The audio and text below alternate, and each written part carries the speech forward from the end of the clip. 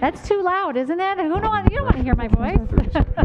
Okay, I was just asking the commissioners if they would please turn on their microphones when I call their name so I can hear them and you'll be able to hear them as well.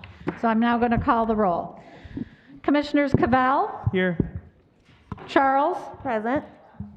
Gershenson. Here. Gingell. Here. Hoffman is excused. Jackson. Here. Joliet is excused. Kokendorfer. Here. Kowal. Here. Kuhn. Here. Long. Here. Loobs. Here. Markham. Here. McGilvray. Here. Miller. Here. Moss. Here. Nelson. Here. Powell. Here. Spiz. Present.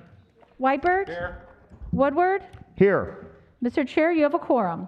Thank you very much. The invocation this evening will be given by the Honorable Gwen Markham. So if I can call Commissioner Markham forward to give the invocation, followed by the Pledge of Allegiance.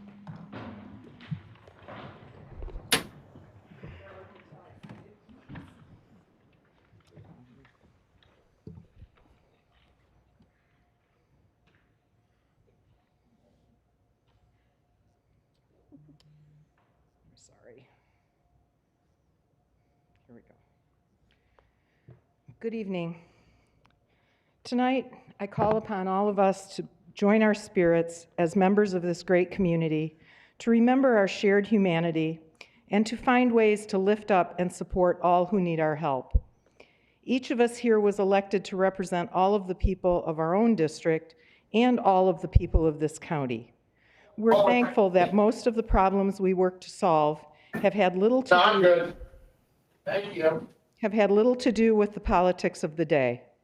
May our time and efforts tonight and going forward be focused on the tasks at hand, and may all viewpoints be heard.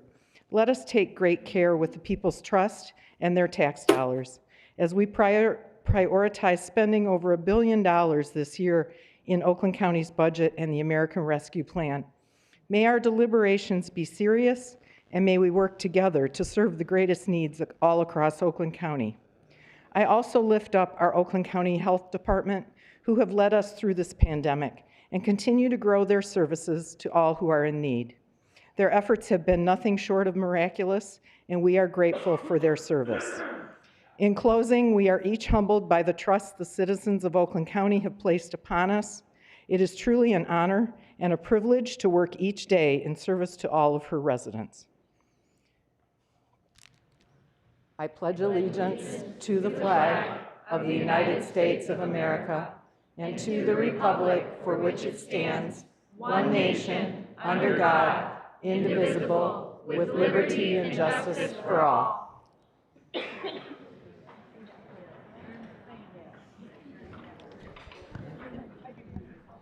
Thank you, Commissioner Markham. We'll move us on to approval of the minutes of the July 22nd, 2021 meeting. Is there a motion? Moved by Commissioner Miller, seconded by Commissioner Long. Any discussion? All in favor of approving the minutes, say aye. Aye. Aye. Opposed, say nay. Let the record reflect that the minutes are approved unanimously. And now we're on to the approval of the agenda. I'll recognize Commissioner Gershenson. Thank you, Mr. Chair. I move the agenda and waive Rule 3. Resolution was taken up by the Economic Development and Infrastructure Committee on August 4th, 2021, less than 5 business days prior to today's meeting. And resolution was taken up by the Economic Development and Infrastructure Committee on August 4th, 2021, less than 5 business days prior to today's meeting. And resolution was taken up by the Economic Development and Infrastructure Committee on August 4th, 2021, less than 5 business days prior to today's meeting. And waived Rule 3. Resolution was taken up by Legislative Affairs and Government Operations Committee on August 5th, 2021, less than 5 business days prior to today's meeting. And pursuant to Section 13, Part C of the rules to amend the agenda and the board's normal order of business to include a second public comment period as item 14 after new and miscellaneous business. The purpose of this addition is to limit the first public comment period to only those items which are on the regular or consent agenda for this meeting, The added second public comment will be open to commentary on any subject which is not on the regular or consent agendas. During both public comment periods, each person is limited to 3 minutes and must not use offensive language or personally attack any individual. Moved by Commissioner Gershenson, seconded by Commissioner Charles. Commissioner Spiz. Thank you, Mr. Chair. I'd like to make an amendment to that motion on the agenda. I'd like to move that half of those in attendance be allowed to speak under the first public comment and the other half under the second public comment. Second, Commissioner Spiz moves that half of those, I assume, is signed up on public comment, allowed to speak before the, and then the other half that are on items not related to the agenda. Correct? Yes. Seconded by Commissioner Moss. All right, I will be voting against that amendment. Madam Clerk, any further discussion? Madam Clerk, please call the roll on the amendment. On the Spiz amendment, Commissioners Charles? No. Gershenson? No. Gingell? Yes. Hoffman? Oops, sorry. He's not here. Jackson? No. Kokendorfer? Yes. Kowal? Yes. Kuhn? Yes. Long? Yes. Lubes? No. Markham? No. McGilvray? No. Miller? No. Moss? Yes. Nelson? No. Powell? No. Spiz? Yes. Weipert? Yes. Woodward? No. Cavell? No.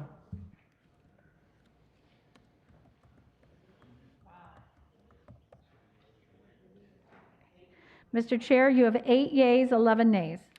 An insufficient number voting in the affirmative, the amendment fails. It brings us back to the main motion. Any further discussion?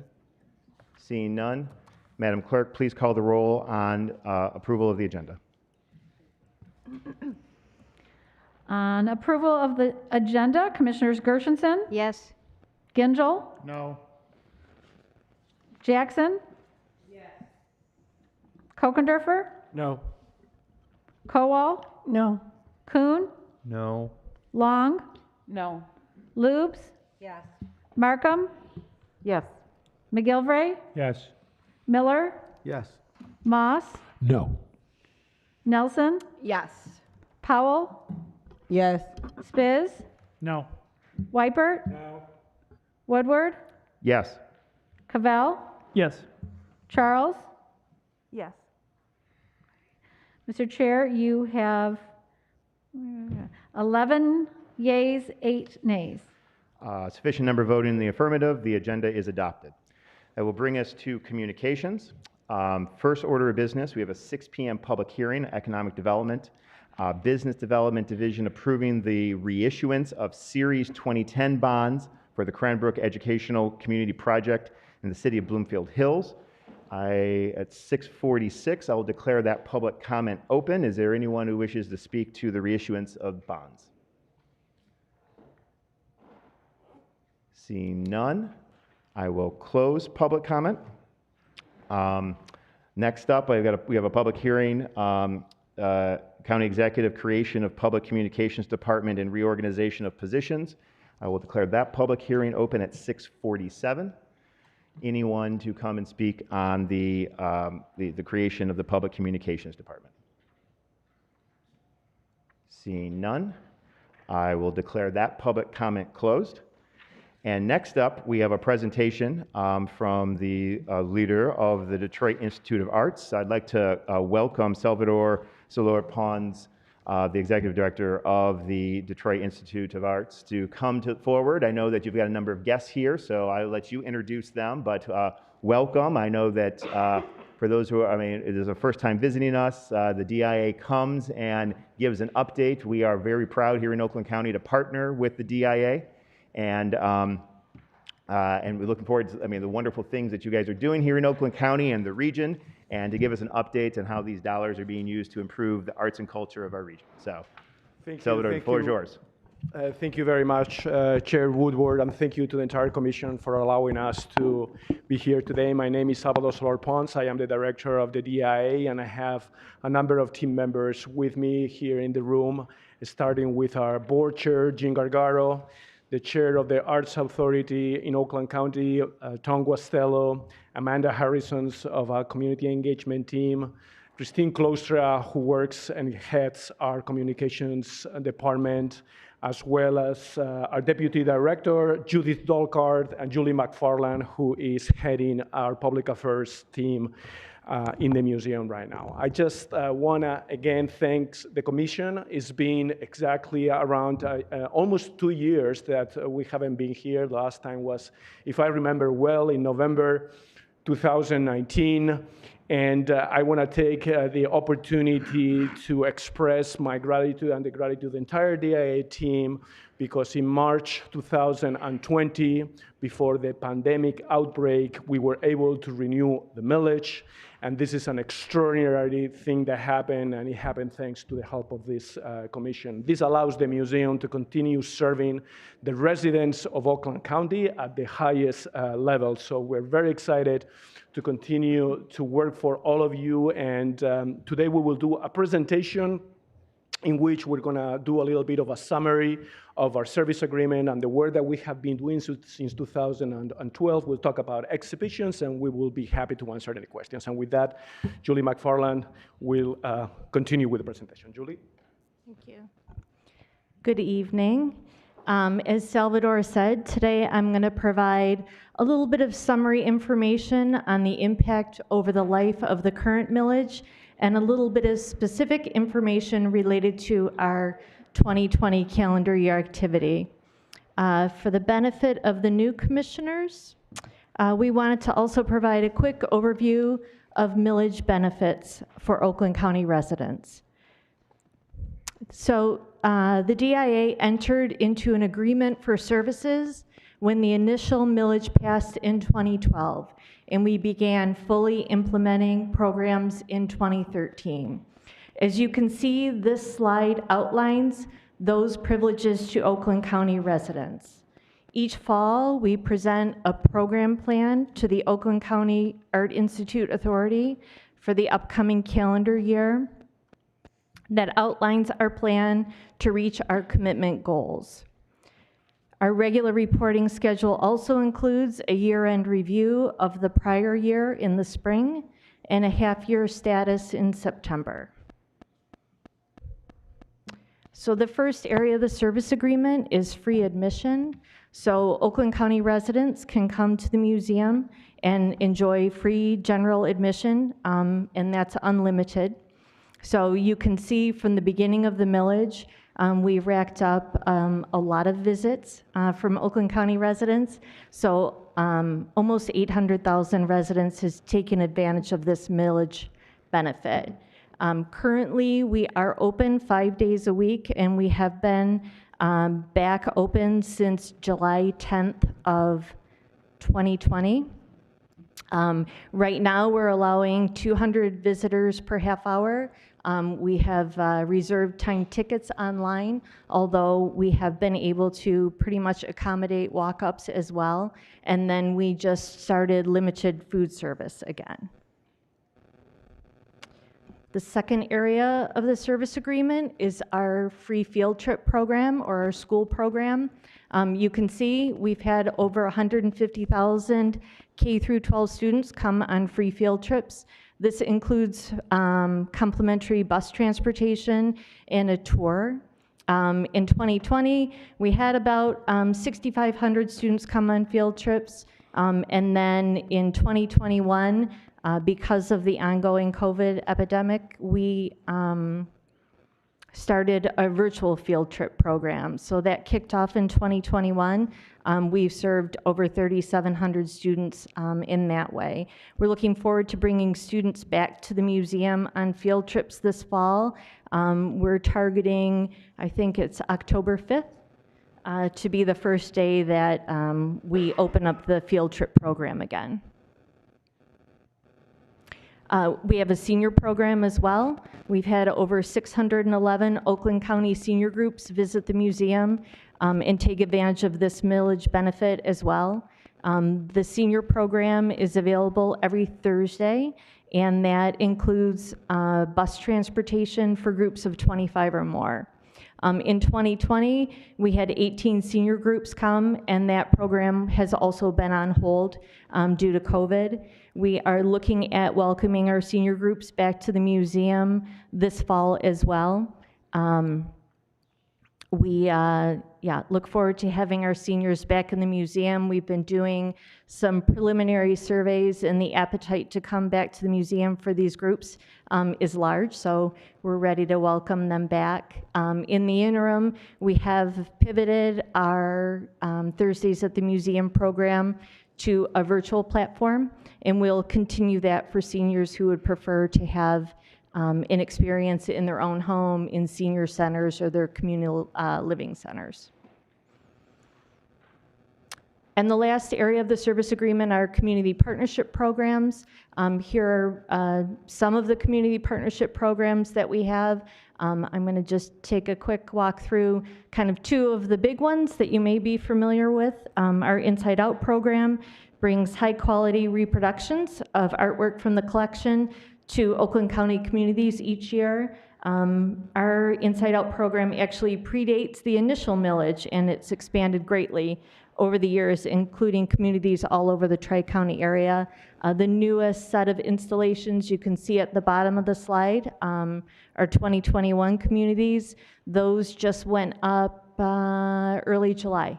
So look for that in a neighborhood near you. We have the 2020 application for this program going out in the next couple weeks. So if we haven't been to your neighborhood, maybe we'll be able to come in 2022. And then last community partnership project that I kind of wanted to highlight is our Partners in Public Art. So we've been in Clarkston, Lake Orion, and Clawson. You can see the results of that program.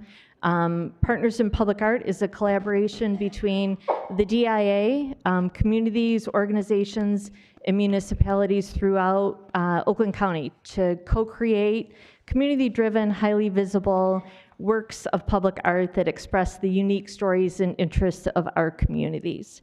Right now, we are working on projects in Rochester and Berkeley. So that's kind of an overview of the benefits for Oakland County residents. Compliance, as I said before, we report to an Art Institute authority, and we're always happy to get time on the agenda to come and talk to the commission, make sure everyone knows what we're doing at the museum, and help you promote this to your constituents in Oakland County. We keep a regular meeting schedule. We have a review by Plant Moran. And this is just a summary of where we ended up in 2020. Obviously, museum operations were different in 2020. So with the leadership on the Art Authority, we drafted letters of agreement. Where we were not able to hit our target goals, we are taking that shortfall, rolling that into our goal for 2021. And then that, if there is a subsequent shortfall this year, that will roll into our goal for 2022. So I am going to turn this over to Judith Dolkart to go through our current exhibitions.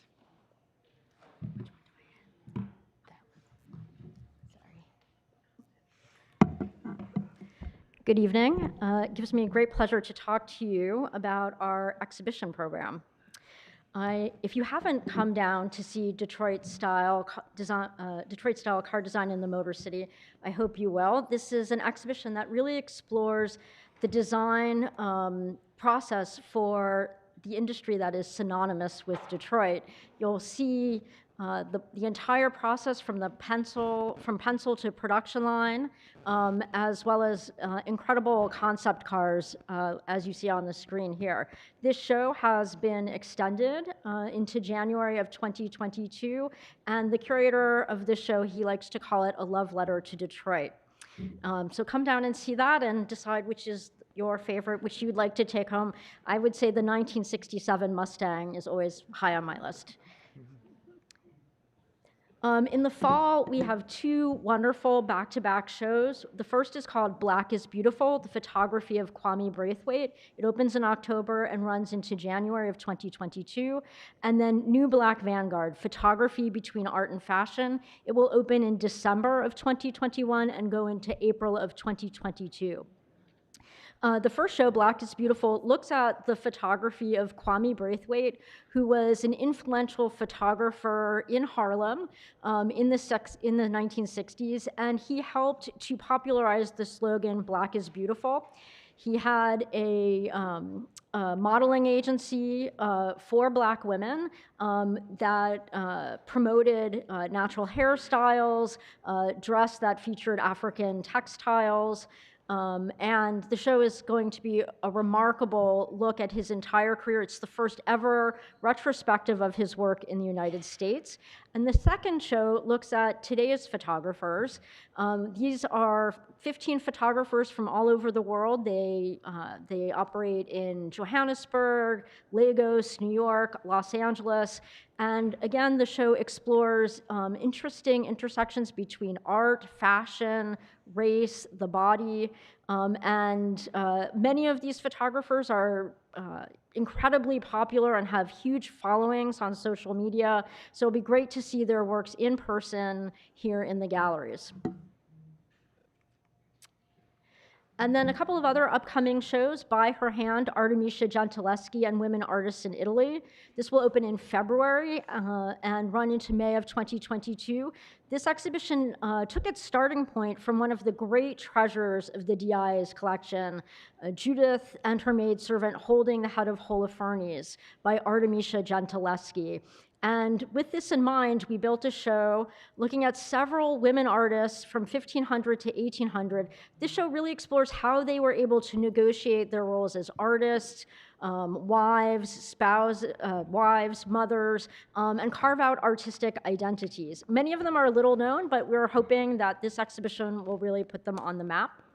And then in the fall of 2022, we will be hosting Van Gogh in America. This was a show that was supposed to open last summer, but of course, we were not able to do that. We will now have it in the fall of 2022, and this actually becomes even more meaningful to the DIA because the DIA was the first institution in the United States to buy a work by Van Gogh, his self-portrait. And so this will really be the centennial of that landmark acquisition. There will be over 70 works from all over the world right here in Detroit, and it promises to be spectacular. Thank you. Thank you, Judith, and thank you, Julie, for the presentation. Two things before I open for questions. I'd like to say that most of our exhibitions are free for residents of Oakland County, and when they are ticketed, they will have an important discount.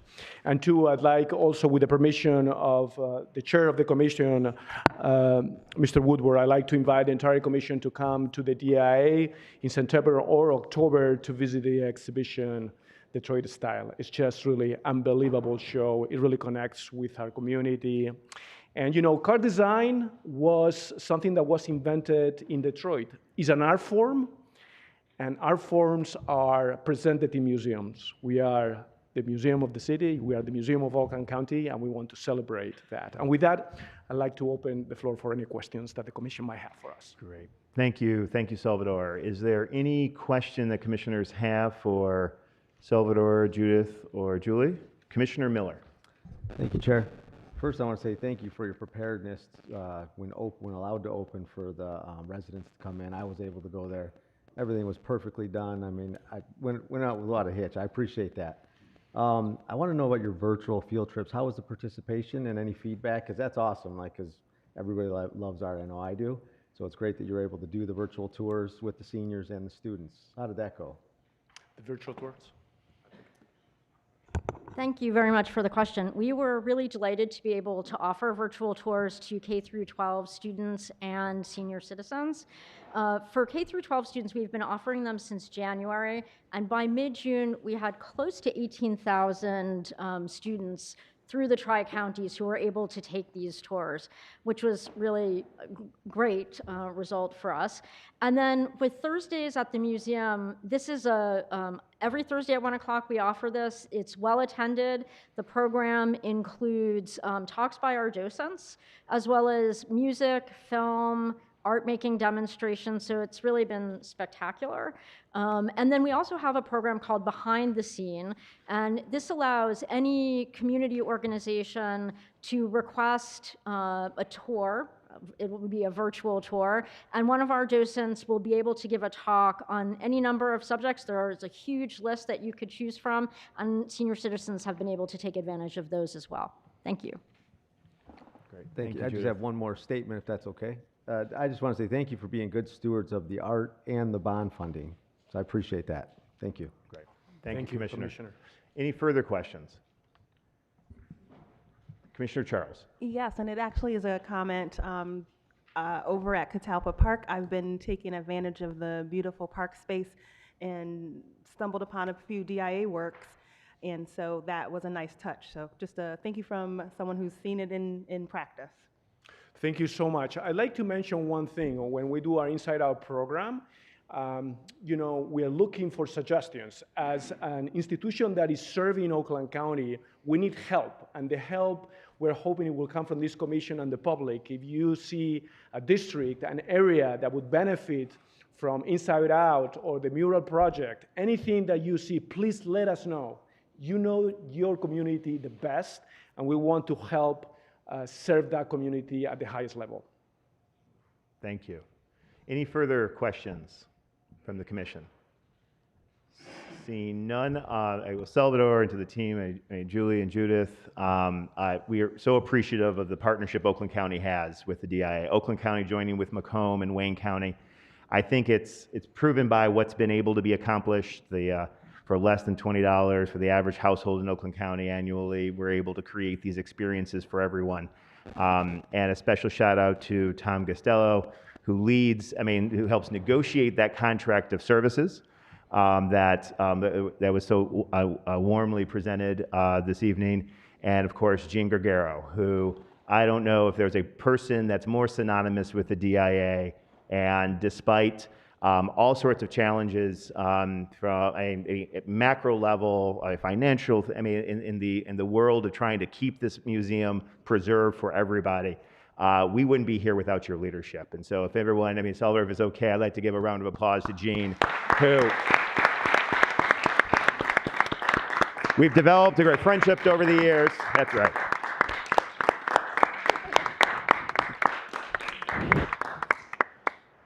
Thank you for all you do and everything, and of course, your leadership of the DIA. This is an institution for generations, and I think that the first time I met you and the way that you framed it, that this is about bringing the DIA and the art within it out to the public, and I think you've demonstrated this with all the programming, all the work that you guys do. So thank you.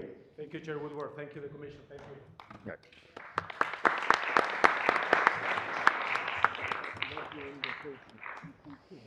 Okay, that will move us to the first public comment of tonight. This is the opportunity for people who have public comment on any items on the agenda, the consent agenda and the regular agenda.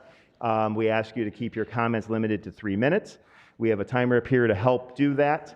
We will, before I do that, I apologize. Communications, other communications. Clerk Brown, can you read the other communications that we have? Yes, thank you. I have just a couple tonight. The first, please accept this message as my formal resignation from the Oakland County Historical Commission. Family and work circumstances currently require my full time and attention. Please let me know how I can be of assistance during this transition.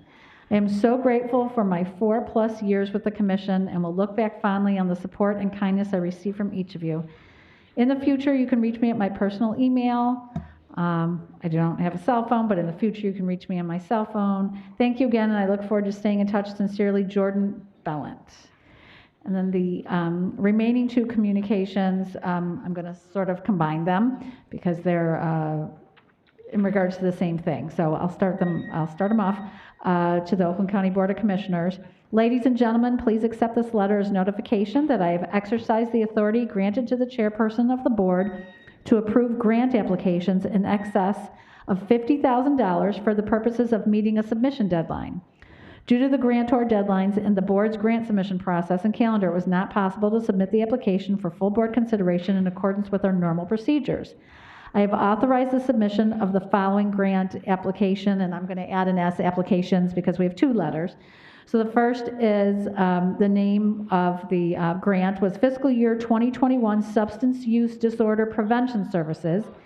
The amount was for $228,491 with a 10% match of $20,772. And the grant application deadline is August 10th, 2021.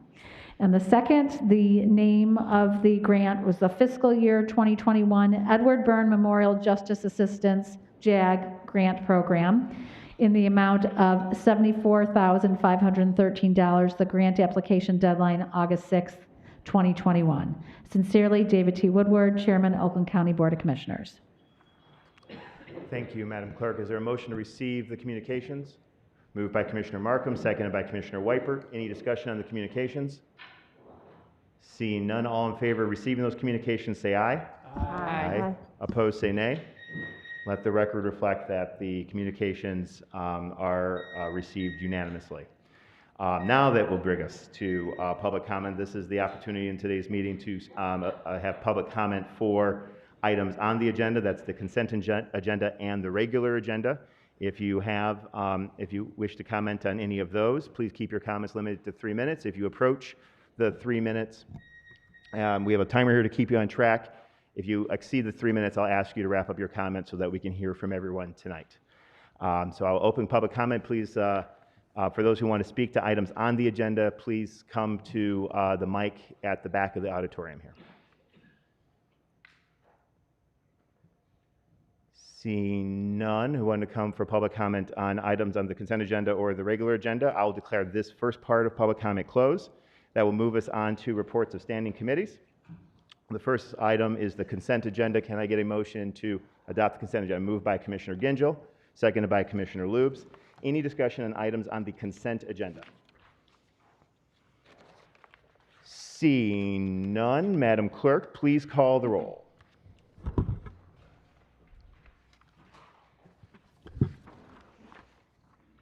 On the consent agenda, Commissioners Gingell, Yes. Jackson, Yes. Kogendorfer, Yes. Kowal, Yes. Kuhn, Yes. Long, Yes. Lubes, Yes. Markham, Yes. McGilvray, Yes. Miller, Yes. Moss, Yes. Nelson, Yes. Powell, Yes. Spiz, Yes. Weipert, Yes. Woodward, Yes. Cavell, Yes. Charles, Yes. Gershenson. Yes. Mr. Chair, you have 19 yeas, 0 nays. Sufficient number voting in the affirmative. The consent agenda is adopted. That will bring us to the regular agenda. First up, I will call on Commissioner Miller, the Chair of Economic Development in the Infrastructure Committee.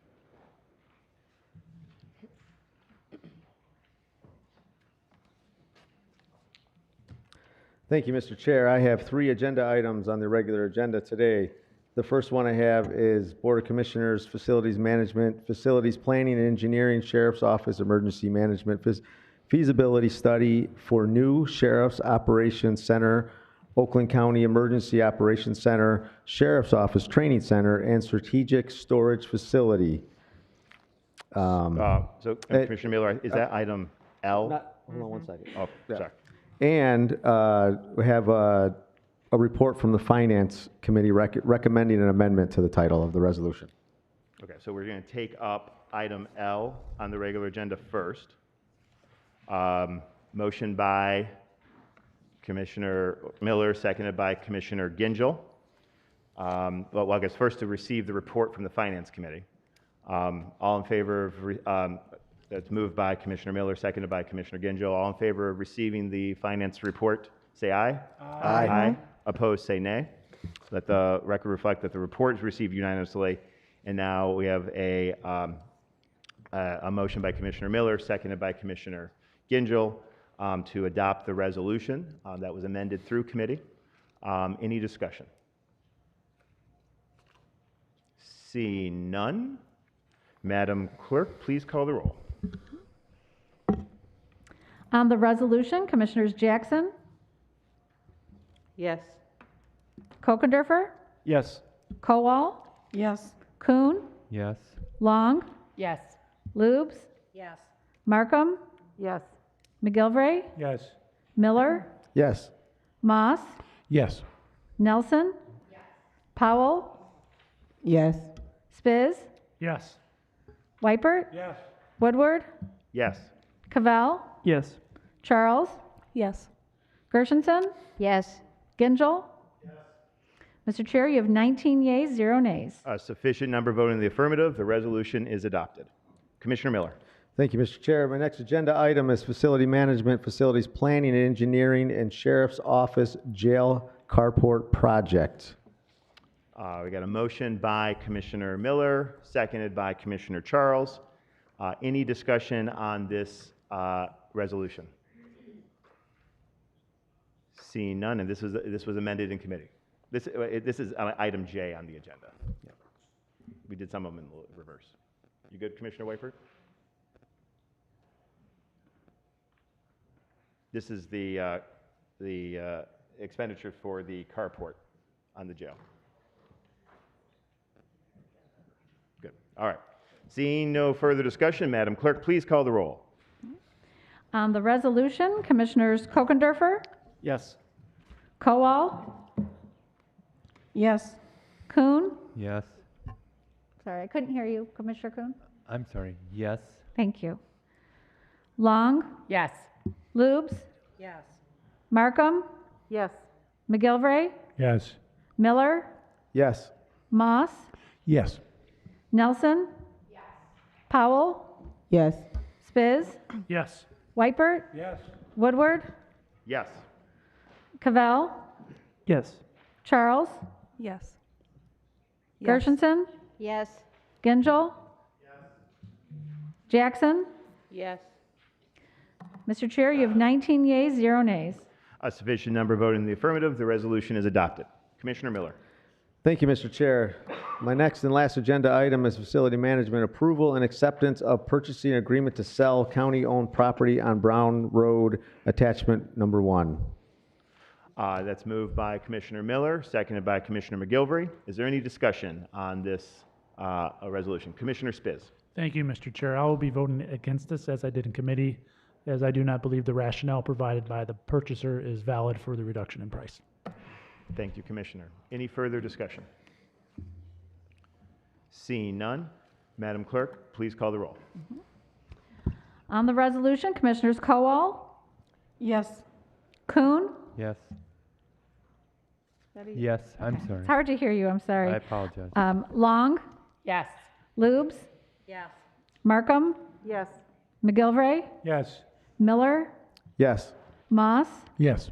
Nelson, Powell, Yes. Spiz, No.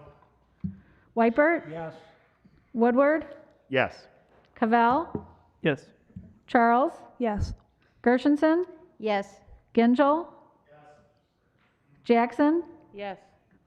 Kokendorfer. Yes. Mr. Chair, you have 18 yeas, 1 nay. A sufficient number voting in the affirmative. The resolution is adopted. Commissioner Miller. Mr. Chair, that concludes my reports from the Economic Growth Infrastructure Committee. Thank you very much. Thank you. Next on, we'll move to the Finance Committee. Commissioner Markham, busy with budget hearings. I believe all items were taken up in the consent agenda. I will now recognize Commissioner Penny Lubes, the Chair of the Public Health and Safety Committee.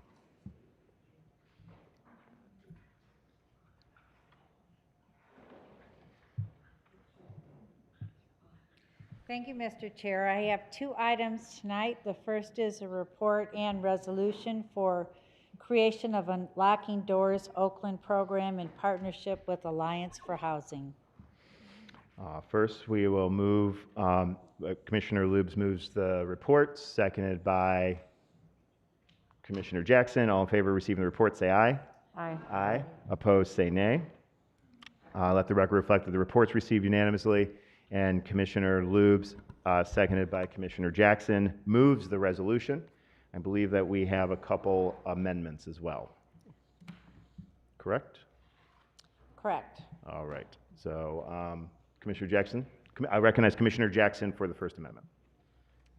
Yes. The First Amendment will change wording from all homeless persons who receive a housing choice voucher with a homeless preference or permanent supportive housing through the Alliance for Housing Special Programs will be eligible under the program. Change to rental units where tenants receive a housing choice voucher with homeless preference, HCV-HP, a veterans housing voucher, HUD, VASH, or permanent supportive housing, PSH, through the Alliance for Housing will be eligible under the program, the Unlocking Doors program. The amendment's moved by Commissioner Jackson, seconded by Commissioner Cavell. I believe that this was discussed in committee. This is just tweaking the language, one of the first qualifiers in the eligible units that are for these funds going forward. Is there any further discussion on the amendment? Mr. Chair, can you please Commissioner confirm the Space. page number in the packet that the amendment's on? I am looking for the page number. I'm sorry, say it again? The page number of the amendment. We're on version 4? I'm scrolling through here, 1 second. I am on version 3.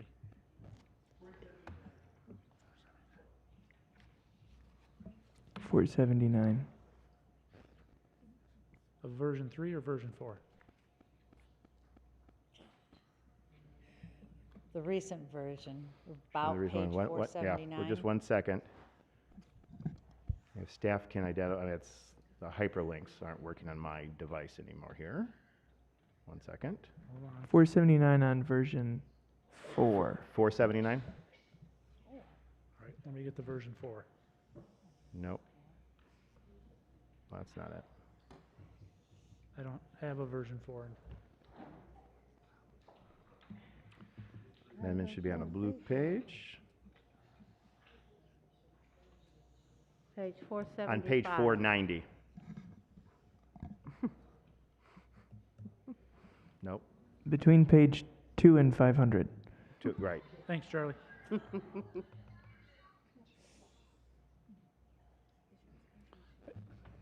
Mr. Chair, I do have a question.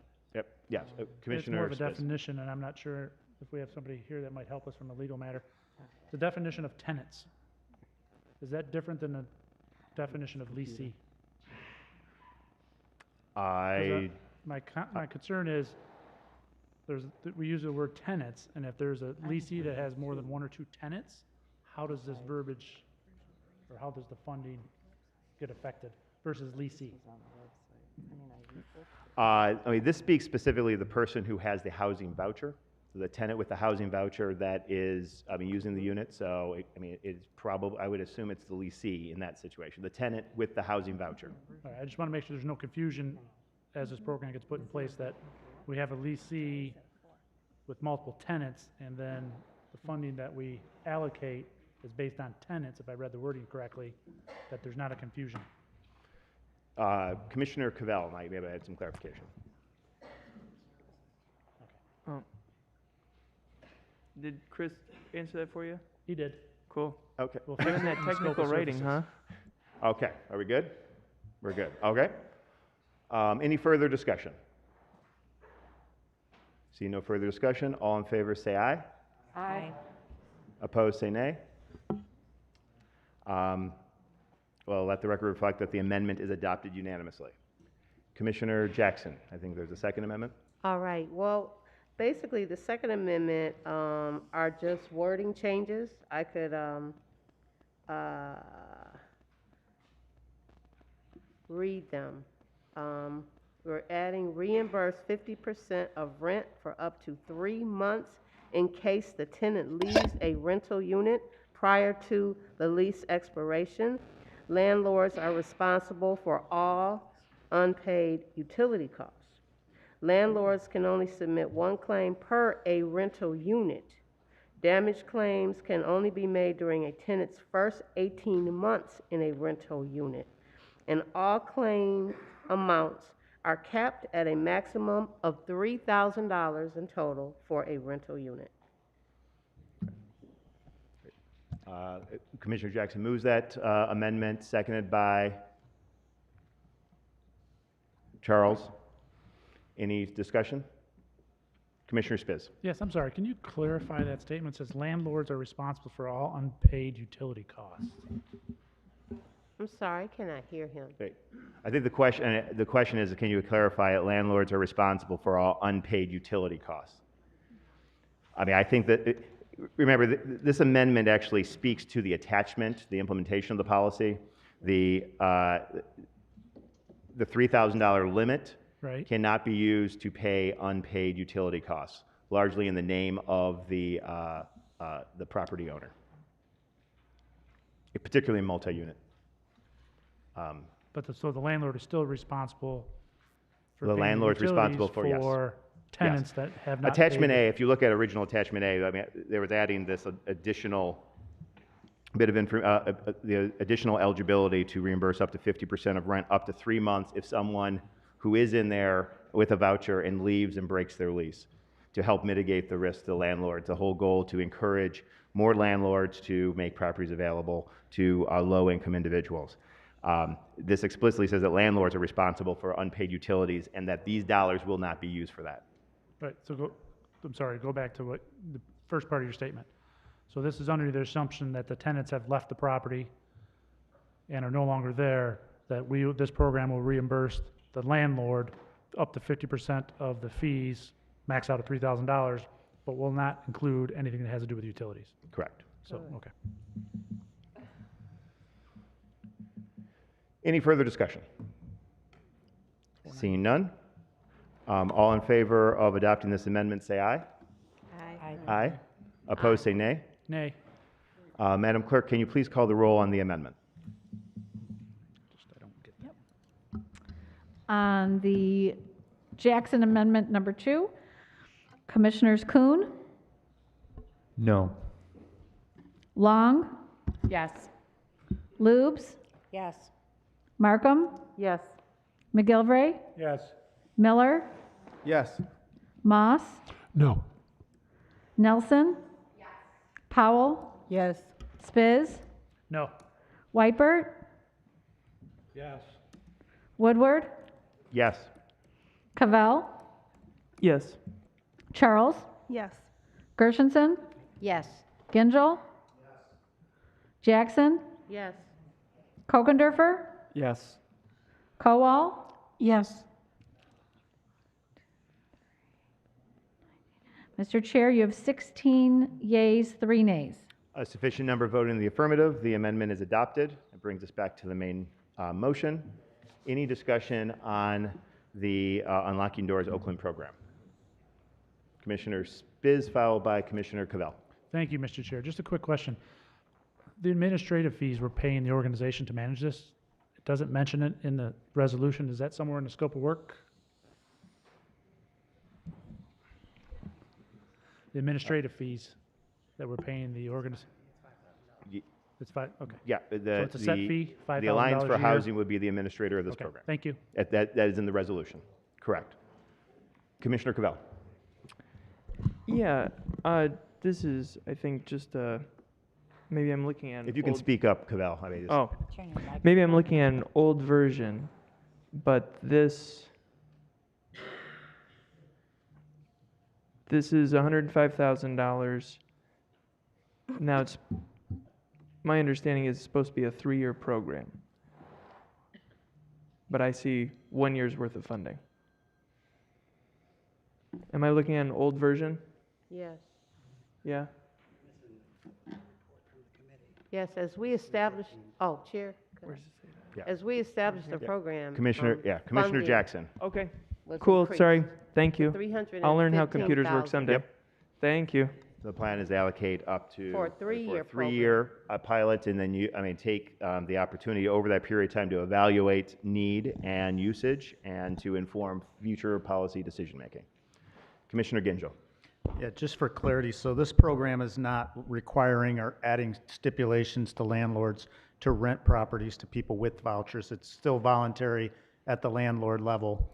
And in regards to being able to evict people that may not be paying their rent, this has nothing to do with that, meaning stipulating a landlord or restricting them from evicting somebody that's not paying rent and leaving that individual that's put all the capital out for the building and running a business unable to run the business. This does not impact that in any way, right?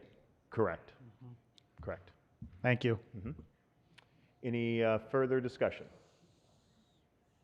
Seeing none? Madam Clerk, please call the roll on the resolution. On the resolution, Commissioners Long, Yes. Lubes, Yes. Markham, Yes. McGilvray, Yes. Miller, Yes. Moss, Yes. Nelson, Powell, Yes. Spiz, Yes. Whitebird, Yes. Woodward, Yes. Cavell, Yes. Charles, Yes. Gershenson, Yes. Gingell, Yes. Jackson, Yes. Kokendorfer, Yes. Kowal, Yes. Kuhn. Yes. Mr. Chair, you have 19 yeas, 0 nays. Sufficient number voting in the affirmative. The resolution is adopted. Commissioner Lubes. Thank you, Mr. Chair. The next is a report and resolution regarding appropriate funding for implementing body-worn cameras initiative within the Oakland County Sheriff's Office. Moved by, first there's a report, so Commissioner Lubes moves the report, seconded by Commissioner Miller. All in favor of receiving the report, say aye. Aye. Opposed, say nay. Let the record reflect that the report's received unanimously, and Commissioner Lubes moves, seconded by Commissioner Miller, the resolution. Any discussion? Commissioner Gidgel. I know this has been a work in progress, and I would just urge that we continue to work with the Sheriff's Department. I know the sheriff has concerns about individual citizens' privacy and safety relative to the implementation of body cams. And I think it's important that since the sheriff is the one that has to utilize these in the public, that he remains, he has the ability to remain a strong voice throughout the rest of the process and implementation. Thank you. Thank you, Commissioner Gidgel. Any further discussion? Commissioner Charles. Thank you, Chair. I also wanted to make it clear, too, that while body cameras are a value add, they can also, anything can be used nefariously with nefarious intent, and I believe it's very important that we follow this with good communications with the Sheriff's Office, as well as policies that make our position clear as far as the usage of them. Sounds like they cannot be turned off. And finally, to note that it's still the public who tends to have the neutral camera a lot of times with their cell phones. So while I'll be supporting of this, I think this is a good first step. Thank you, Commissioner Charles. Any further discussion? See none. Madam Clerk, please call the roll on the resolution. On the resolution, Commissioners Lubes, Yes. Markham, Yes. McGilvray, Yes. Miller, Yes. Moss, Yes. Nelson, Powell, Yes. Spiz, Yes. Whitebird, Yes. Woodward, Yes. Cavell, Yes. Charles, Yes. Gershenson, Yes. Gingell, Yes. Jackson, Yes. Kokendorfer, Yes. Kowal, Yes. Kuhn, Yes. Long. Yes. Mr. Chair, you have 19 yeas, 0 nays. Sufficient number voting in the affirmative. The resolution is adopted. Madam Clerk, did I ask for a motion to receive the report for the previous item, miscellaneous resolution 21-176? On the unlocking doors. Yes. Did I get a? I did. Okay. I did not make the note on my paper here. So okay. Thank you, Commissioner Lubes. That concludes my report, Mr. Chair. Thank you. Thank you, Commissioner. I will now call on Commissioner Nelson, the Chair of the Legislative Affairs and Government Operations Committee. Thank you, Mr. Chair. I have 2 items on the regular agenda. The first resolution, item B, miscellaneous resolution, Parks and Recreation Commission, COVID-19 pandemic accounts receivable write-off with Fuller Oak Management, LLC, for Addison Oaks Conference Center and Glen Oaks Conference Center and Grill Room. Mr. Chair, I recommend the adoption of the foregoing resolution. Moved by Commissioner Nelson, seconded by Commissioner Gingell. Any discussion? Seeing no discussion, Madam Clerk, please call the roll on the resolution. On the resolution, Commissioners Markham, Yes. McGilvray, Yes. Miller, Yes. Moss, Yes. Nelson, Yes. Powell, Yes. Spiz, Yes. Weipert, Yes. Woodward, Yes. Cavell, Yes. Charles, Yes. Gershenson, Yes. Gingell, Jackson, Commissioner Jackson, Commissioner Jackson? Yes. Kokendorfer, Yes. Kowal, Yes. Kuhn, Yes. Long, Yes. Lubes. Yes. Mr. Chair, you have 19 yeas, 0 nays. Sufficient number voting in the affirmative. The resolution is adopted. The second resolution, item C, titled Transfer of the Office of Public Communications Division and Reorganization of Positions. Mr. Chair, I move the adoption of the foregoing resolution. Moved by Commissioner Nelson, seconded by Commissioner Long. And I believe that we have a substitute that's on page 512. Yes, Mr. Chair, I have a substitute amendment, the creation of Public Communications Department and reorganization of positions. Moved by Commissioner Nelson, seconded by Commissioner Long. Any discussion on the amendment?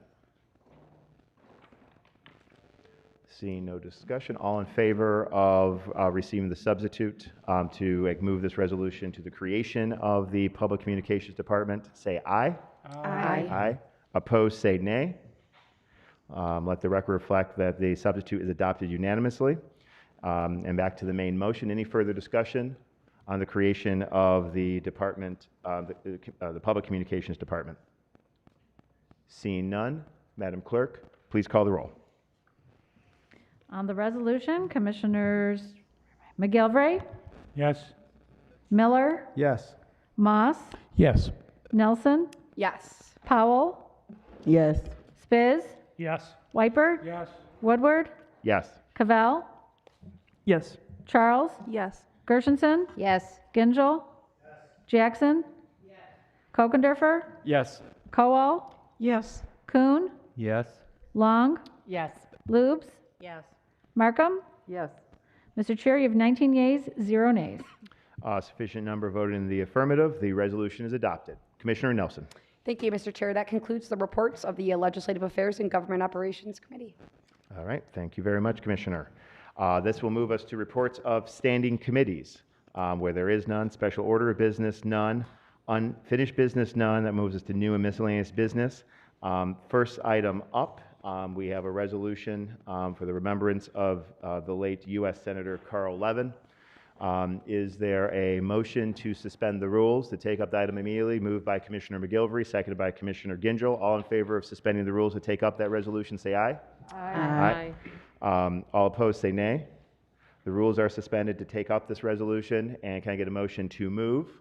Moved by Commissioner McGilvray, seconded by Commissioner Moss, to adopt this resolution in remembrance of U.S. Senator Carl Levin. Any discussion? I will just say that Senator Carl Levin was a dear friend, not only to Oakland County, but to many of us in this chamber. Really, set a standard of public service. His entire career, something that we can all continue to strive towards. Even when we engage and disagree on certain things, remember why we are here in the first place, and his legacy lives on forever. Without any further discussion, Madam Clerk, please call the roll. On the remembrance of U.S. Senator Carl Levin, Commissioners Miller, Yes. Moss, Yes. Nelson, Powell, Yes. Spiz, Yes. Whitebert, Yes. Woodward, Yes. Cavell, Yes. Charles, Yes. Gershenson, Yes. Gingell, Jackson, Yes. Kokendorfer, Yes. Kowal, Yes. Kuhn, Yes. Long, Yes. Lubes, Yes.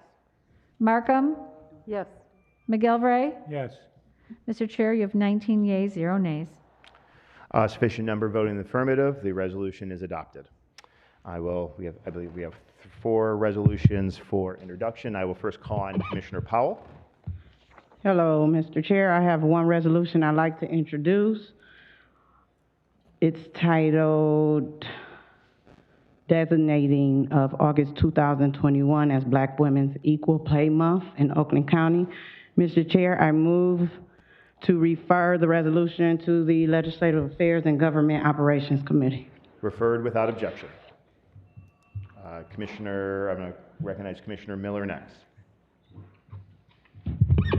Thank you, Mr. Chair. I have one miscellaneous resolution, assignment of American Rescue Plan Act, local fiscal recovery funds for matching grant program to develop skateboarding parks throughout Oakland County.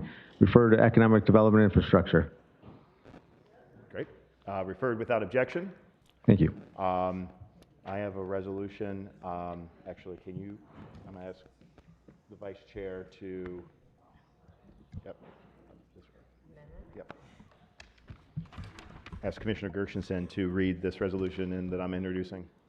And the amendment to the rules of the Board of Commissioners, revision of Section 13, Board of Commissioners meeting procedures.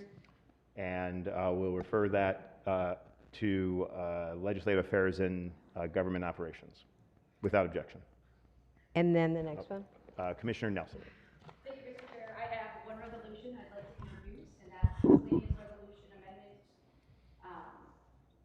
to the rules of the Board of Commissioners, revision of Section 2, order of business. And I'd like to refer that to the Legislative Affairs and Government Operations. Referred without objection. Is there any additional new and miscellaneous business that needs to be taken up this evening?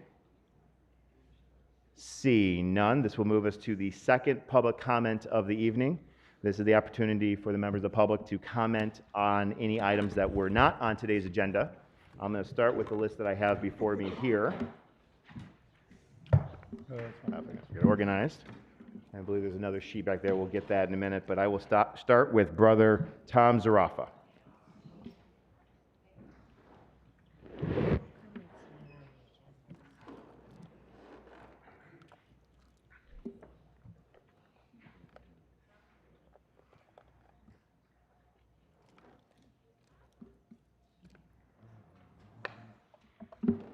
Good evening. My name is Brother Thomas Zarafa. I'm a 20-year resident of Oak Park, and I'm a member of the Franciscan Catholic community of Southeast Oakland County. We are headquartered not just in Oak Park, but in Southfield as well, over at Transfiguration Catholic Parish on 10 Mile. I want to congratulate my county commissioner, Charlie Cavell, on his recent wedding. He was just married this past Saturday, and I wish him every fortune and good luck, you know, in his new venture in life.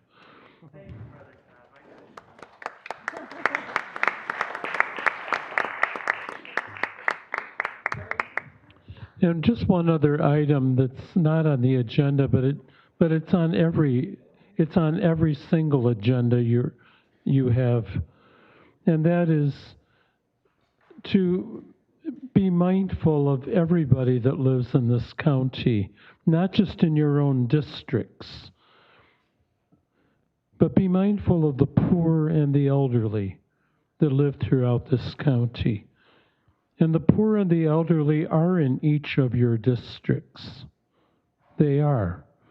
Many of them are very quiet people because they don't feel they have a voice. And how we take care of the poor and the elderly is how we're going to be judged by the public. So bear that in mind, that the poor and the elderly are not Democrat, they're not Republican. They're all part of the human race. And always be aware of that how we take care of the marginalized people in our society is how we're going to be looked at in our history. Thank you.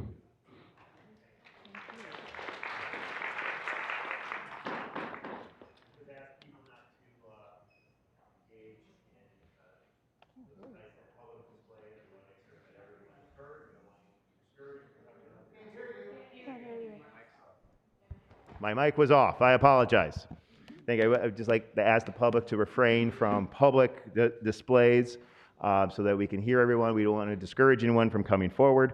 Everyone, we will be here, and everyone who wants to speak before the Board of Commissioners will be invited. And we will move on to the next person. I've got Brandon Eldridge, followed by Dr. Talia. Welcome. Hello, my name is Brandon Eldridge, and I'm from West Bloomfield. Who here has heard of Joseph Mengele?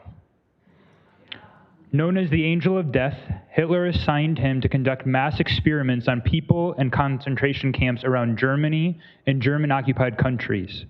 During his time in this position, there were many different types of experiments that were done that make my stomach turn.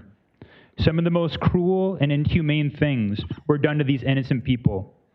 But there is one thing that they did that I want to draw your attention to. They performed experiments on these victims with poison. They tested the potency of different levels of poisoned food items on the prisoners. Are you aware that there is poison in the COVID-19 vaccines? Karen Kingston, a former Pfizer employee and current analyst for the pharmaceutical and medical device industries, has submitted undeniable documentation that Pfizer and AstraZeneca's corona vaccines are largely made up of graphene oxide, which is a toxic poison to humans. With her proof, she said, quote, "They're studying how much they can inject into humans before they die. We are the guinea pigs." She went on to speculate whether this is another attempt at genocide. Reach out to me if you're interested in the information. But I bring this up because on October 1st, 1946, the Nuremberg Code was signed to stop these inhumane procedures from being done. The first principle of the Nuremberg Code is, quote, "The voluntary consent of the human subject is absolutely essential." Did you hear what President Biden said this past week on July 29th? A reporter asked Biden, why not push for vaccine mandates in states, private companies, schools? Do you want to see those entities pass vaccine mandates? In response, he said, well, I like to see them continue to move in that direction, and that's why I pointed it out. I had asked the Justice Department to determine whether they are able to do that legally, and they can. Local communities can do that. Local businesses can do that. It's still a question whether the federal government can mandate the whole country. I don't know that yet. We have been told in previous meetings that vaccine passports are not being discussed for Oakland County, but here is proof that the president is wanting to enact vaccine passports from a federal level. Mr. Chairman, county commissioners, you represent the voices of the county residents. Hear our petition. Work with us. We are all working on the same goal, to end discrimination in any form within Oakland County. We want you to pass a legally binding ordinance to prevent discrimination against Oakland County residents in businesses and government agencies. Thank you. Thank you.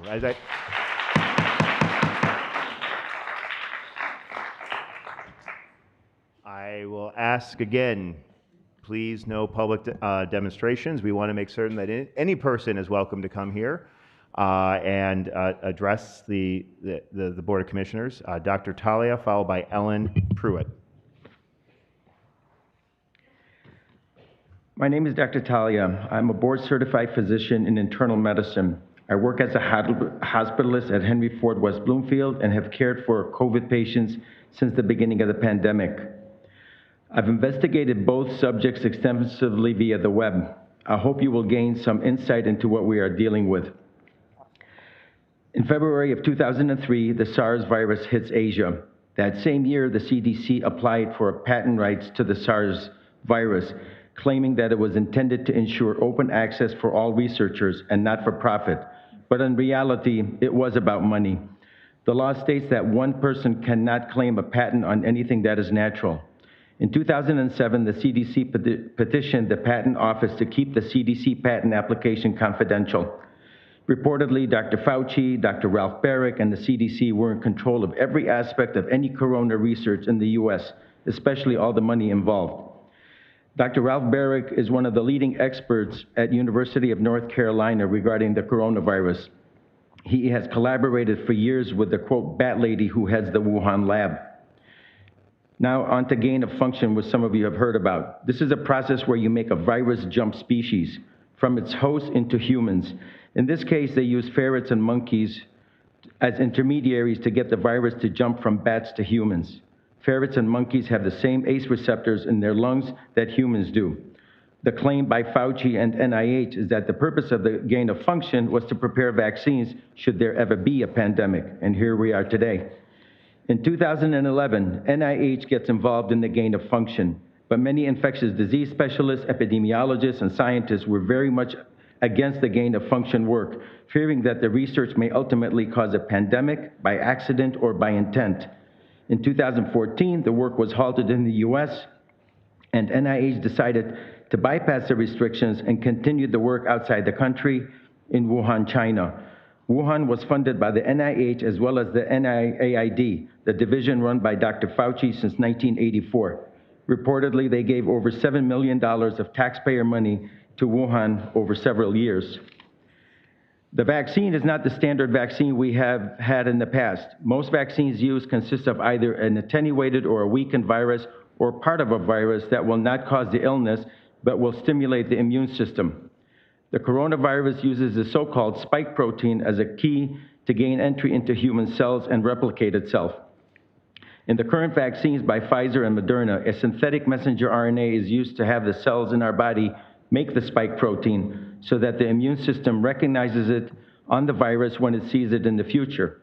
When the real virus invades the body, the immune system would be ready to theoretically eradicate it. The messenger RNA is degraded quickly and must be somehow protected. In this case, it is wrapped in metallic nanoparticles that have been bathed in a lipid layer made of polyethylene glycol. Dr. Talia, can you please wrap up your comments to 3 minutes? I'll finish it off, which is the same thing as what's in antifreeze. This allows the messenger RNA to penetrate into the cells and directly to make the spike protein. And I'll finish off over here. Thank you. Thank you. Aaron Pruitt, followed by Connie Johnson. Welcome. I'm going to finish Dr. Talia's comments. This will allow the mRNA to penetrate into the cell and direct it to make the spike protein. Nanoparticles have never been tested in humans to see what the short-term or long-term effects are, but they do know that they will last in the body for years or decades. First time they were injected in humans was in July 2020.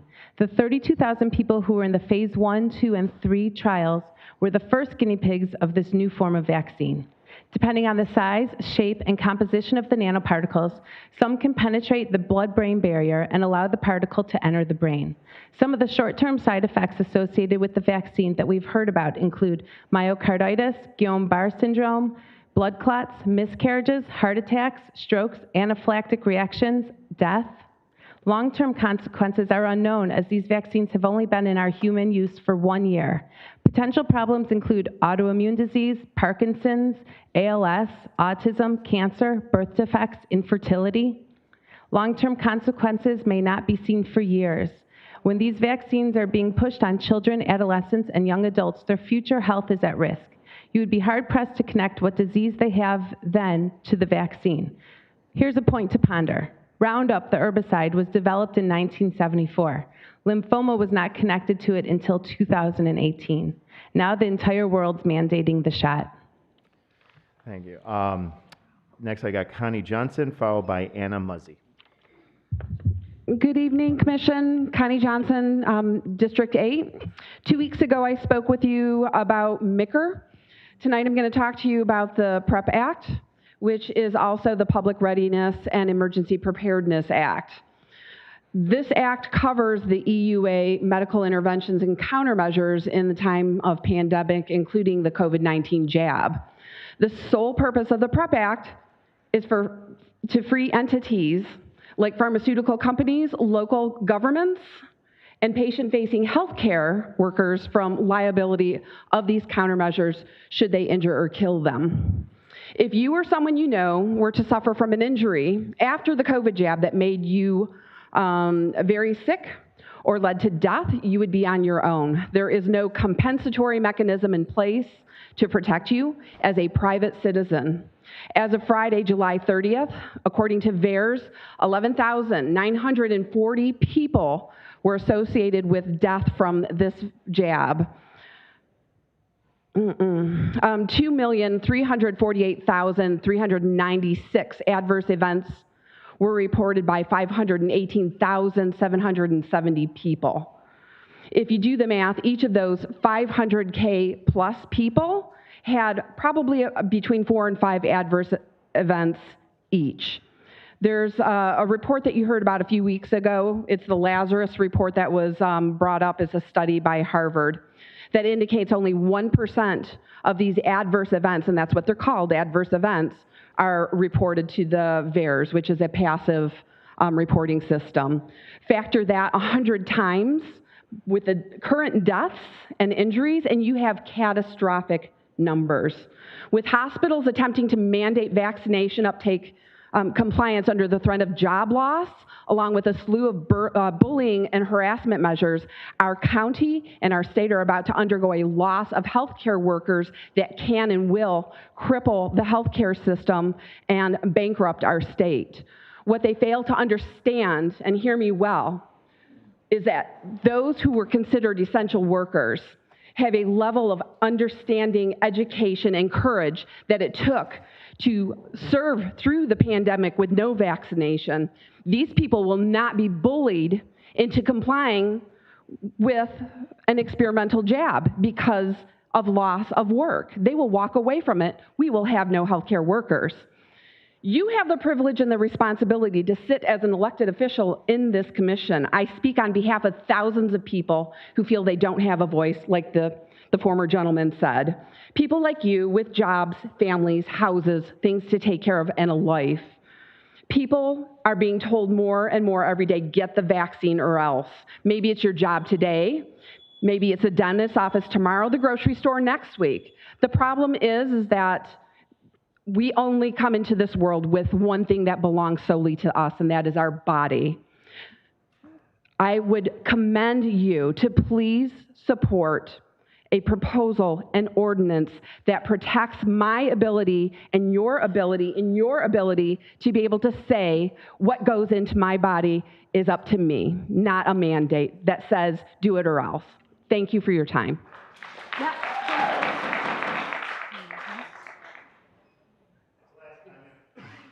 It's the last time I'm going to ask, please, no public displays like that. Anna Muzzy, followed by Katie Kern. Hi, my name is Anna Muzzy. I live in Oakland County.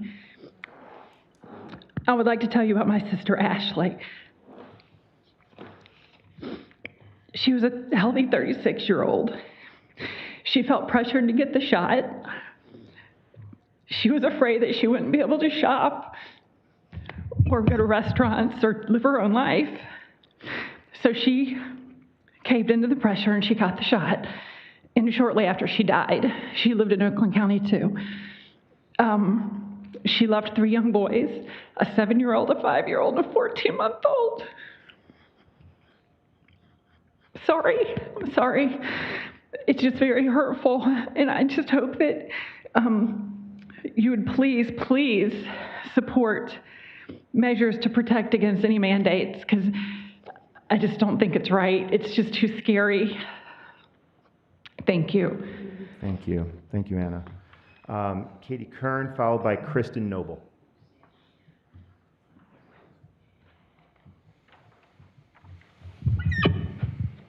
Hi, my name is Katie, and I've been an Oakland County resident for 35 years. I'm in my 11th year of nursing and have worked for Henry Ford since 2014. I'm an educator on a general practice unit where we do care for COVID patients, most of which are fully vaccinated. The threat from my employer all started in March of 2020 when I, like many others, received an email stating that I was deployed inpatient to help during the pandemic and to care for COVID patients. If I did not accept, I would be suspended for 3 days, offered the same assignment, and if I refused, I would be fired. I was deployed for 3 months and received no COVID pay while caring for COVID patients. We did run out of PPE, received 1 surgical mask per week, and even had to wear trash bags as gowns at one point. In June of 2021, I received an email from Henry Ford threatening termination of employment, this time for noncompliance with their COVID vaccine mandate by September 10th. The hospital offered COVID listening sessions for staff to ask questions. I attended and I did ask questions respectfully. Shortly after, I was greeted by the chief nursing officer and administration stating they noticed I was at the sessions and that I seemed distressed. They said I needed to take a week off of work to think. I was told that as a leader, it is not my job to question policy. This was followed up with an email from the CNO stating I would be off work for the week and I needed to report to her upon my return. When I did return, I was pulled aside for a meeting with the CNO, HR, and leadership in the middle of my 12-hour shift with a 6-patient assignment and a nursing student. I was warned that I could have been fired for my questions at the listening session. I was warned that as a leader, I must get on board with what the system is doing. I was told not to answer any further questions regarding the COVID vaccine. I was offered help finding another job and told that if I disagree with this mandate, I should be respectful to leadership and administration and resign my position. Since then, I've been pulled aside almost every shift by management and asked, do you have questions about the mandate or your termination? How do you feel about me posting your position? It's constant harassment. All managers have been sent a list of employees on their unit who have not been vaccinated. These staff are now being pulled aside one by one and questioned. They are being pressured, coerced, and intimidated into receiving the vaccine. They are being told they won't be able to find other jobs in healthcare, and those in school are being told they must comply in order to receive future education. We have now been branded anti-vaxxers and have a scarlet letter on our chest. I ask you, what happened to HIPAA? Is medical segregation okay? Now Henry Ford is offering a $10,000 sign-on bonus for nurses and $25 extra an hour for extra shifts. They are actively recruiting Canadian nurses and agency nurses to fill our positions. We went from hero to zero, essential to expendable. Please, I ask you to consider who will care for you when Henry Ford forces us to voluntarily resign our position for refusal of vaccine mandate. After working through this entire pandemic, risking our lives and staying healthy, they will even make receiving unemployment a challenge. Please help us support our freedom of choice. It is the best thanks you can give to all healthcare workers and to your community. Our body, our choice, and as we said when we came here, for liberty and justice for all. Thank you. Hey. Kristen Noble, followed by Beth Felix. My name is Kristen. I am a resident of Oakland County. I have been a registered nurse for 10 years. All 10 years of my career, I have been employed with Henry Ford Health System. I was not going to speak tonight, number one, because I'm terrified of public speaking. Number two, because this is the most hectic time of the day for my family. But being here and letting my voice be heard is more important. The week I returned from maternity leave in June, I found out about the system mandating the COVID vaccines to employees, volunteers, contractors, and students. I'm appalled of such a decision to mandate these non-FDA approved vaccines or we face termination. Katie and I are coworkers and are pretty much the only ones on our floor who are publicly protesting and speaking out. We are being the voice for others who are too afraid of having a target on their back, to be harassed, discriminated against, or coerced. Afraid if they do not comply, they will lose health insurance for their families, afraid they will not be able to pay their bills or put food on the tables. I myself was one of these individuals afraid to speak up. My husband and I had many conversations about whether I should take the vaccine or not, mainly for financial reasons. Ultimately, we decided I would leave my job standing up for my freedom of choice. There are so many coworkers, volunteers, students, and vendors within the system who feel the same way but are too afraid to speak up. This is against the law, so why are we even having this conversation? It's my body, so it should be my choice. I shouldn't have to choose my job or a vaccine. I am here asking you to help us instead of helping divide us. These are people's livelihoods and lives we are talking about. As nurses, we are taught that we are a patient's advocate and to always speak up for them. But here I am in this moment. I cannot advocate for myself, for my body, or for my choice with my employer. If these health systems are so worried about the safety of their patients by mandating all of us to be vaccinated, then why can a sick, immunocompromised patient on a general practice unit have no limit on visitors or restricted visiting hours? And visitors do not have to prove vaccination status. Why? Because that would be a violation of HIPAA for them to disclose their information. So I ask, who are we really protecting? If you disagree with me, that is the great part about living in America, the land of the free. You are given choices. Hopefully you will be so lucky that you do not have to choose between your job or being vaccinated. I ask that you will do your own research outside of the mainstream media. My life is more important. Being able to watch my kids grow up and be there for them is more important than a job. I am willing to give up all of that. I am not willing to give up all of that for the possibility of developing a debilitating side effect or the possibility of death. Thank you for your time. Thank you. Thank you. Beth Felix, followed by Victoria Zilch.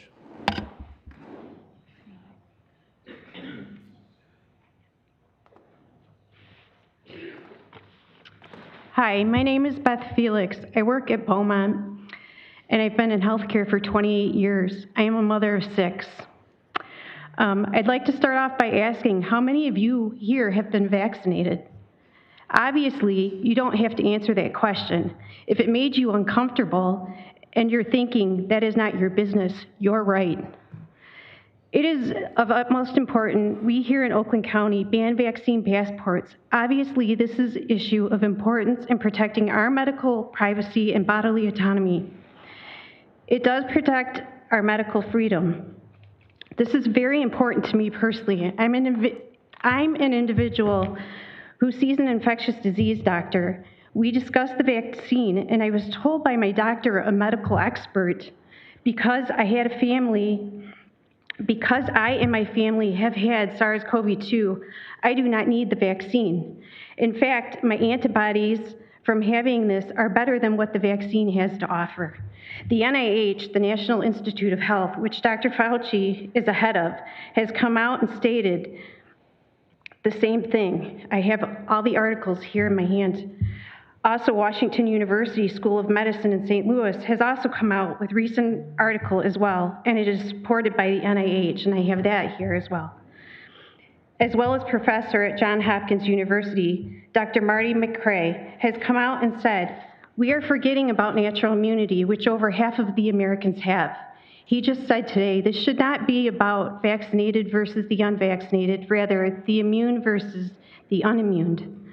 For someone as myself and my family, a vaccine passport would not only infringe on personal choice and freedom, it discriminates against me and those like me who decided not to vaccinate against SARS-CoV-2 or boosters to come. To say we are not following the science is quite contrary. I have better protection with my own antibodies, and I am following medical advice/science. I hope you see the importance of this resolution. We are now witnessing the threat of job loss, scholarships being taken away from students. In fact, my son's friend, who was to play at Lawrence Tech, was stripped of his scholarships just this week. It's discrimination of vaccinated versus non-vaccinated. If we follow the science, ages 0 to 19 have a 99.997% chance of survival as of April 2021. And I have that chart right here from the MDHHS website. This resolution should be passed hand-downs by all of you to protect our freedom of choice. We, as your constituents, are asking you to vote in favor of this resolution, not to try to dismiss it. We can see this discrimination happening now. Let's have Oakland County be an example to all that we are not going to be a county that violates individual freedoms. We've done our research as well as our homework. Looking at the numbers and data, any individual knows and can see this is not about science, it is about compliance. Despite your party line, please have courage to stand for and defend my freedom and yours. May God bless you and thank you. Thank you. Victoria Zilch, followed by Melissa Williams. Hello, County Commissioners. So I want to read an article to you from DJHJ Media. We're going to see how far I can get. So it's titled, CDC Admits Fully Vaccinated People Are Spreading COVID Variants with High Viral Loads. And this is what it says. It's now official. The largest public health threat as of right now, is fully vaccinated people, whom the Center for Disease Control and Prevention, the CDC, now warns are super spreaders, polluting society with coronavirus variants. Yahoo News has an article with the headline, CDC says fully vaccinated people spread the Delta variant and should wear masks. The new science is worrisome. Can anyone name a single thing that the CDC has done in the past year and a half to help knock down the COVID case count? Can you say that the agency saved any lives? Actually, we can't. What we do know is that by pushing face masks and the Dr. Fauci-Stein flu shots, the CDC has actually cost lives, and they did it while robbing people of vital information about how to protect their immune systems naturally. Only 18 months ago, the CDC was considered one of the most revered health organizations in the world, and in just a short time, the CDC has become a laughingstock agency that simply can no longer be trusted to give out health information that hasn't been fully politicized. So far, they have gotten everything wrong. What a shame. Anyone who tried to warn people about taking experimental vaccines when there are medicines already available that are doing wonders to treat COVID-19 patients were censored and scorned again and again. As many medical doctors and even former President Donald Trump tried to get the word out about therapeutics like ivermectin and hydroxychloroquine, they were berated and treated as spreaders of misinformation. Stop and think about that for a moment. Medical doctors, people who went to medical school and have successful medical practices, were telling the world that they were treating COVID-19 patients with ivermectin and hydroxychloroquine protocols with great success, and they were looked upon as if their information was deadly to human beings who heard it. Now ask yourself, what kind of malicious people would treat doctors who are trying to help save lives that way? CNN hosts are accusing Fox News hosts of killing people by doing nothing more than questioning the irregularities of vaccines that are listed in the CDC's own VAERS system, and by asking questions about the goings-on of officials at the CDC who change their policies more than they change their socks. In other words, these people believe that if you mention hydroxychloroquine, you're guilty of murder. Can you believe it? We can play the same game, except our argument makes a lot more sense when we say that censoring or blocking information about credible treatments for COVID-19 that are being shown that save lives is akin to killing people. Ms. Ilcheney, I understand. I hate to go there, but that is the only way to get through to some people who are still receiving monthly allotments of government-sanctioned Kook aid packets. Thank you. Thank you. Melissa Williams, followed by Christina Caramo. Good evening, County Commissioners. Thank you, Commissioner Spees, for speaking up for us in the beginning. It took 37 minutes to start this meeting tonight, and you could have heard plenty of public comment then instead of making us wait. As you have heard from our citizens tonight, COVID-19 is being used to eliminate human rights and is threatening democracy. Armstrong, an economic research journal, states that there's a global and national push to destroy capitalism and to move authoritarianism to retain power, but they're using COVID as scare tactics, such as the handy new Delta variant, which is scientifically weaker and even less harmful than COVID-19. Watch as our public policy and our county funding runs to the rescue to finance these scare tactics. Our current leadership in state, federal, and local governments are soon going to impose booster shots and then require COVID passports or mandates with renewed shots, at least annually, if not every 6 months. Some people are dying right now from that shot. Others are seriously injured. Yet a small group of governing officials is winning the battle, getting people to be vaccinated, thinking that it is the only way to freedom. Our own Dave Coulter called it the new way to normal. This is not going to end with one shot. The question arises with people surviving this vaccine or do okay with it. These people will line up for the next shot and every other one after. The state, federal, and local government can change the objective of the vaccines and COVID rules at any time for schools, elections, businesses. They will use COVID-19 and convenient variants like the Delta variant to target the loss of freedom, jobs, and transforming our society. Armstrong states that they have created the perfect tool for tyranny, and the end goal is ending democracy or our way of life, precisely as the World Economic Forum has publicly stated. I watched the video. I would like you to look around at your fellow commissioners, your fellow state and federal officials, and audit yourself who is pushing, funding, and supporting this experimental shot. Ridiculous and illogical COVID regulations, and its massive spending margin, because we citizens are paying really close attention. Who is pushing for endless changing COVID rules and parroting the fear tactics in the paid-for-propaganda media outlets? Who's cooperating with a massive health department overreach agenda against you and me as citizens in our way of life? Who's benefiting the most financially from pushing 70% vaccination? The new job losses, shocking, discriminatory, and terrorizing employer behavior towards students and employees has prompted a citizen's response. We have drawn up a new ordinance preventing medical discrimination against Oakland County residents because our resolution has been discriminated against. Modeled after HB 4667, it will reinforce our already existing constitutional freedoms. We request that you support it. Thank you, Ms. Williams. Christina Caramo, followed by Scott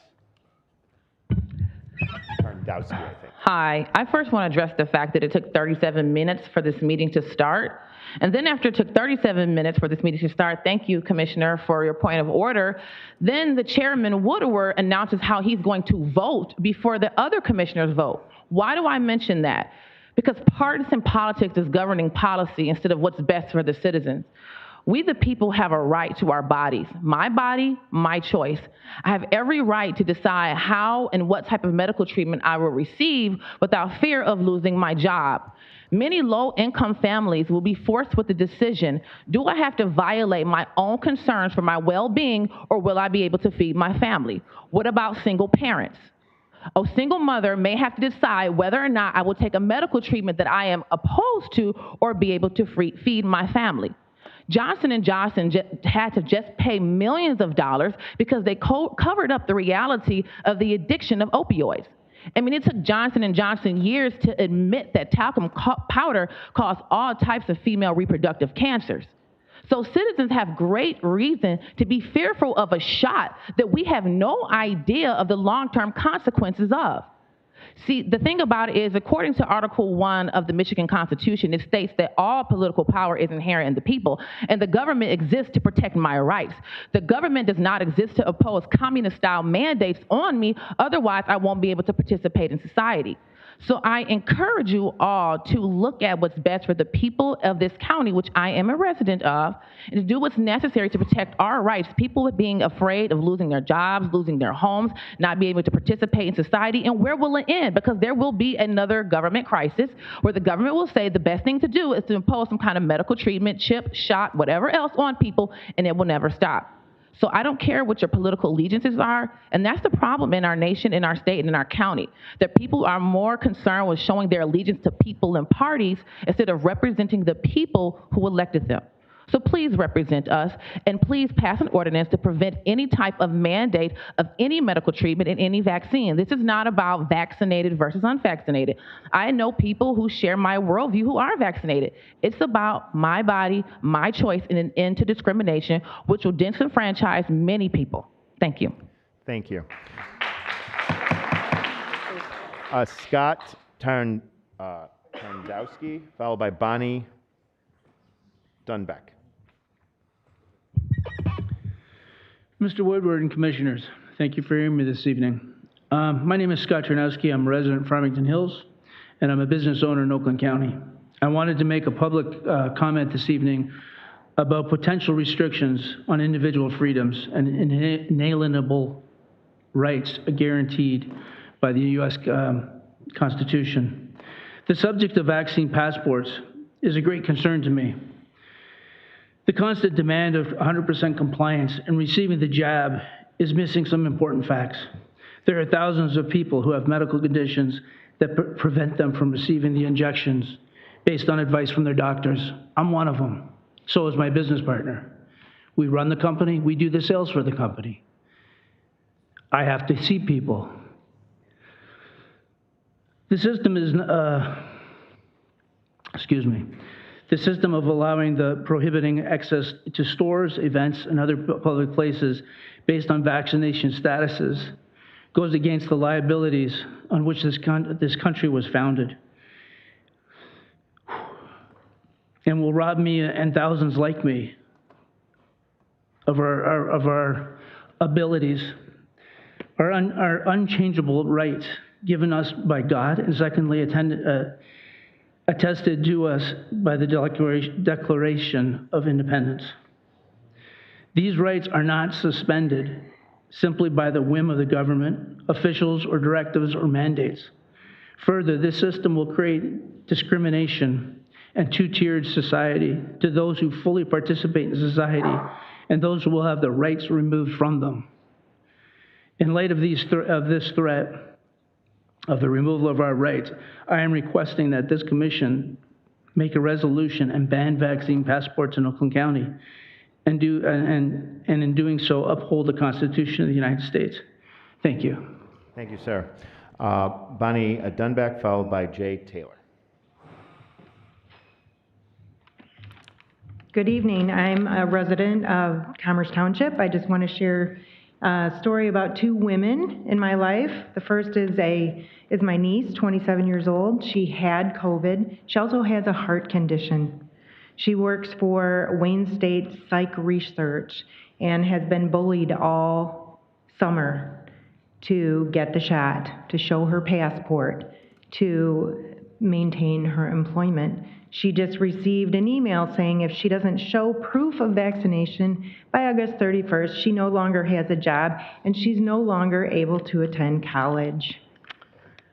She's being forced to vax. Everyone should have a choice. The other is about my daughter. She's a senior in college, and she is concerned that she may not be able to graduate from her fourth year of college because she won't get the shot. Our bodies, our choice. Say no to the passport. Listen to your people in Oakland County. What if it was your daughters? Thank you. Keep that in mind. Thank you. Jay Taylor, followed by Katie Delatia. I apologize if I said that name wrong. Katie. Good evening. My name is Jay Taylor. I was able to address this group once before. Thanks for the opportunity to speak tonight. I want to start by reading a quote from a famous guy, Dr. Drew, who tweeted yesterday. Quote, "The CDC reported today that only 28.4% of the black community has received the COVID vaccine, with states like California and New York mandating passports to enter restaurants and businesses. The black community would be the most affected by this modern-day segregation."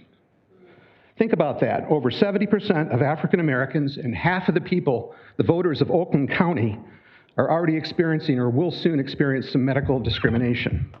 Don't believe me? Let me explain. Allowing or encouraging businesses and others who are funded by Oakland County taxpayers to implement discriminatory policies is wrong. The evidence is now overwhelming. We've been systematically and intentionally lied to, as we've heard tonight, by these public health agencies. We have been deceived by politicians, by so-called medical experts, and those who accept great sums of money for the vaccine from the vaccine makers. Even their own research shows this.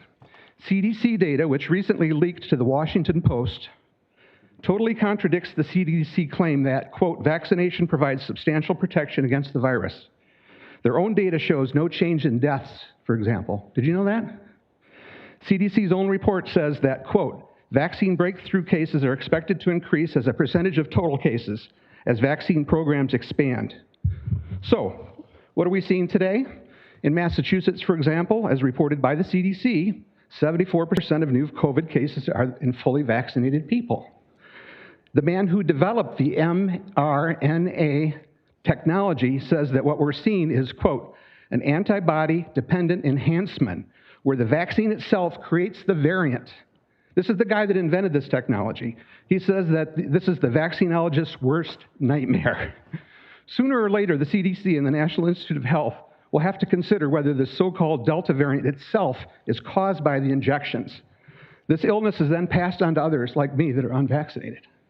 Even the PCR test, which was used to create these huge number of cases all this last year, is being scrapped by the CDC this December because it produces inaccurate results and lots of false positives. So it says I'm positive when I'm not, for example. Instead of coming clean with us, many politicians, vaccine companies, and healthcare staff are clinging to push this to 100% for vaccination. Back in May, my concerns were dismissed by this county commission leadership. Chairman David Woodward told me that there's other pressing matters coming before the board that require action, and that this is where they intend to have their focus. Great, you've had 60 days now. It's time to be thinking about this issue. And just one more thing. I want the commission to just do one thing: protect our damn rights. Pass an ordinance that prohibits county employees, as well as the companies that accept county funding, to stop them from adopting, implementing, or enforcing policies or practices that impair, deny, or restrict a person's medical freedom. That's all I ask. You're on the wrong side of history. You need to get on the right side. Thank you. Thank you, Mr. Taylor. We got Katie Tia. That's close. I'm trying. Katie DeMattia. I'm a 70-year plus Oakland County resident, and I also, and I also want to make a comment on this so-called vaccine. My objection to this tyranny of forcing it is simple. It's illegal. This COVID shot is, in essence, medical experimentation on human subjects. This shot is not FDA approved. Why?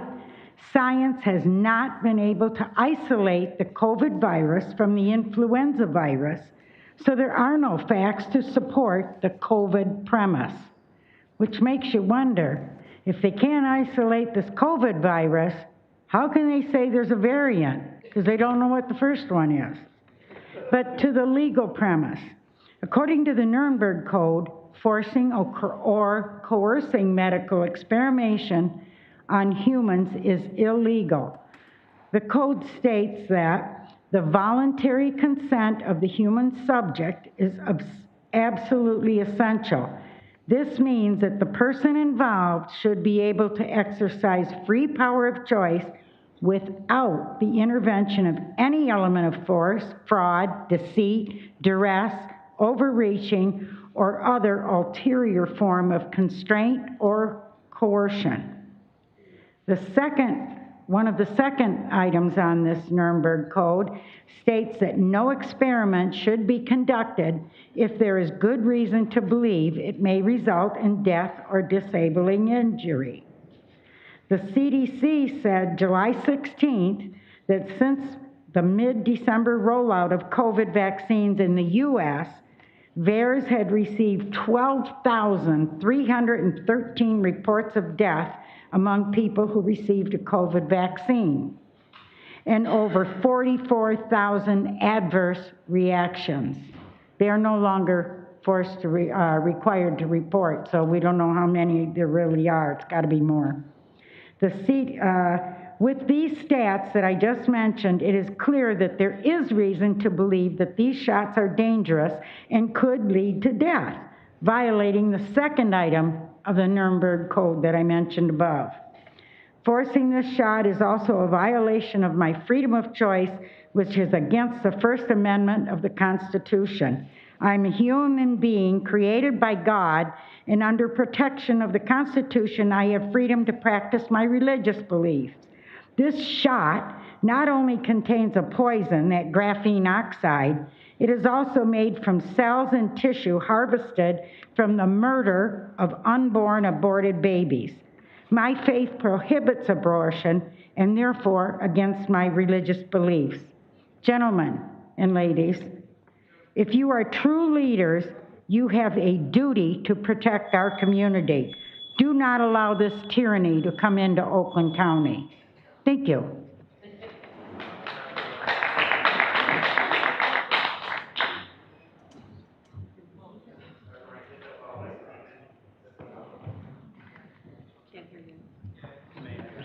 Down here, the gentleman was looking for a phone.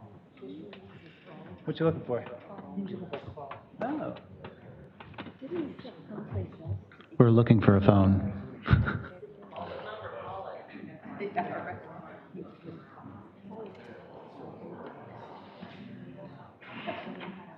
Okay.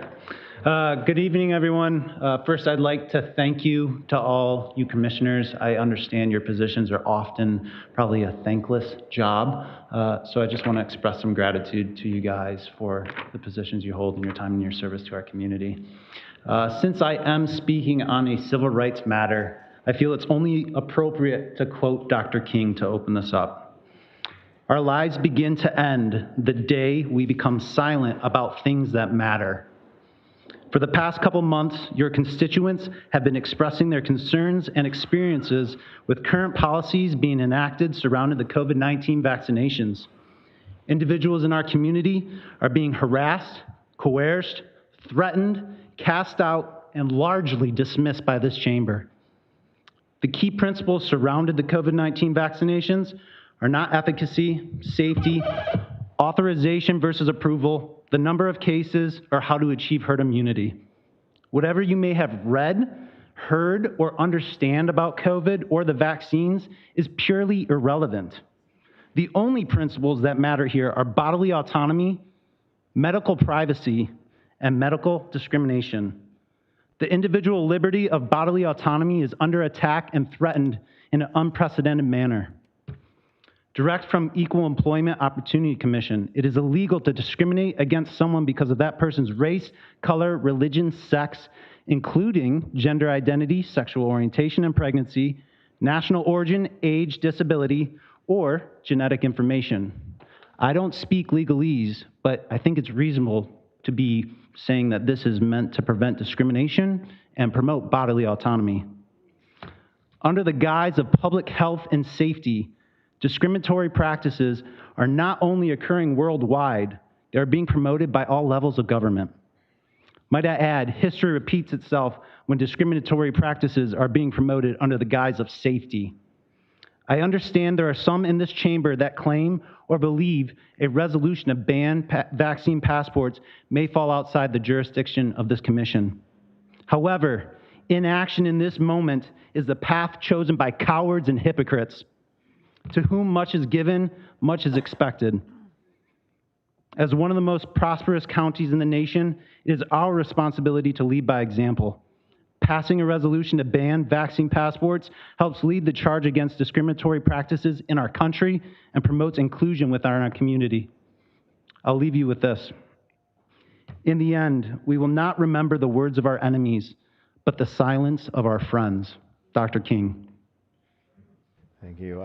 Stephen Sioma, followed by Jennifer Shaska.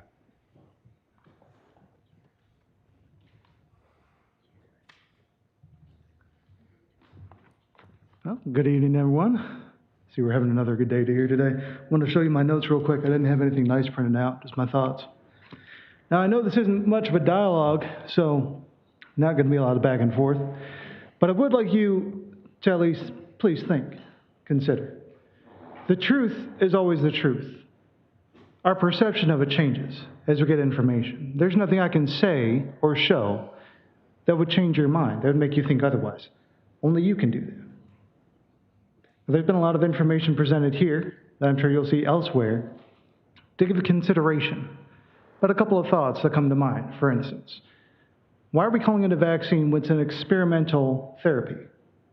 We've had vaccines. We have years of vaccines. We have years of data on natural immunity and that these things work.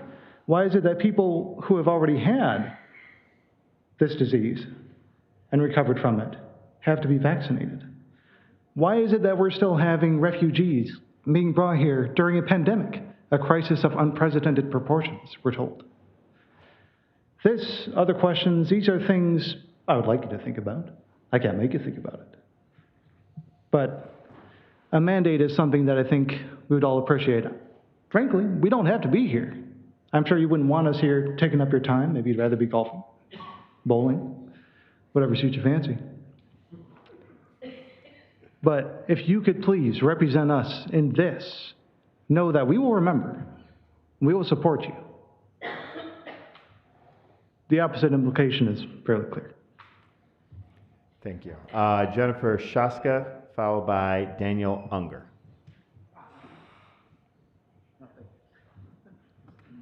Hello, my name's Jennifer. I live in Troy, Michigan. I think that most of you are reasonable people who, under ordinary circumstances, would agree that unwanted medical procedures should not be forced on an individual. But these are extraordinary times, you might say.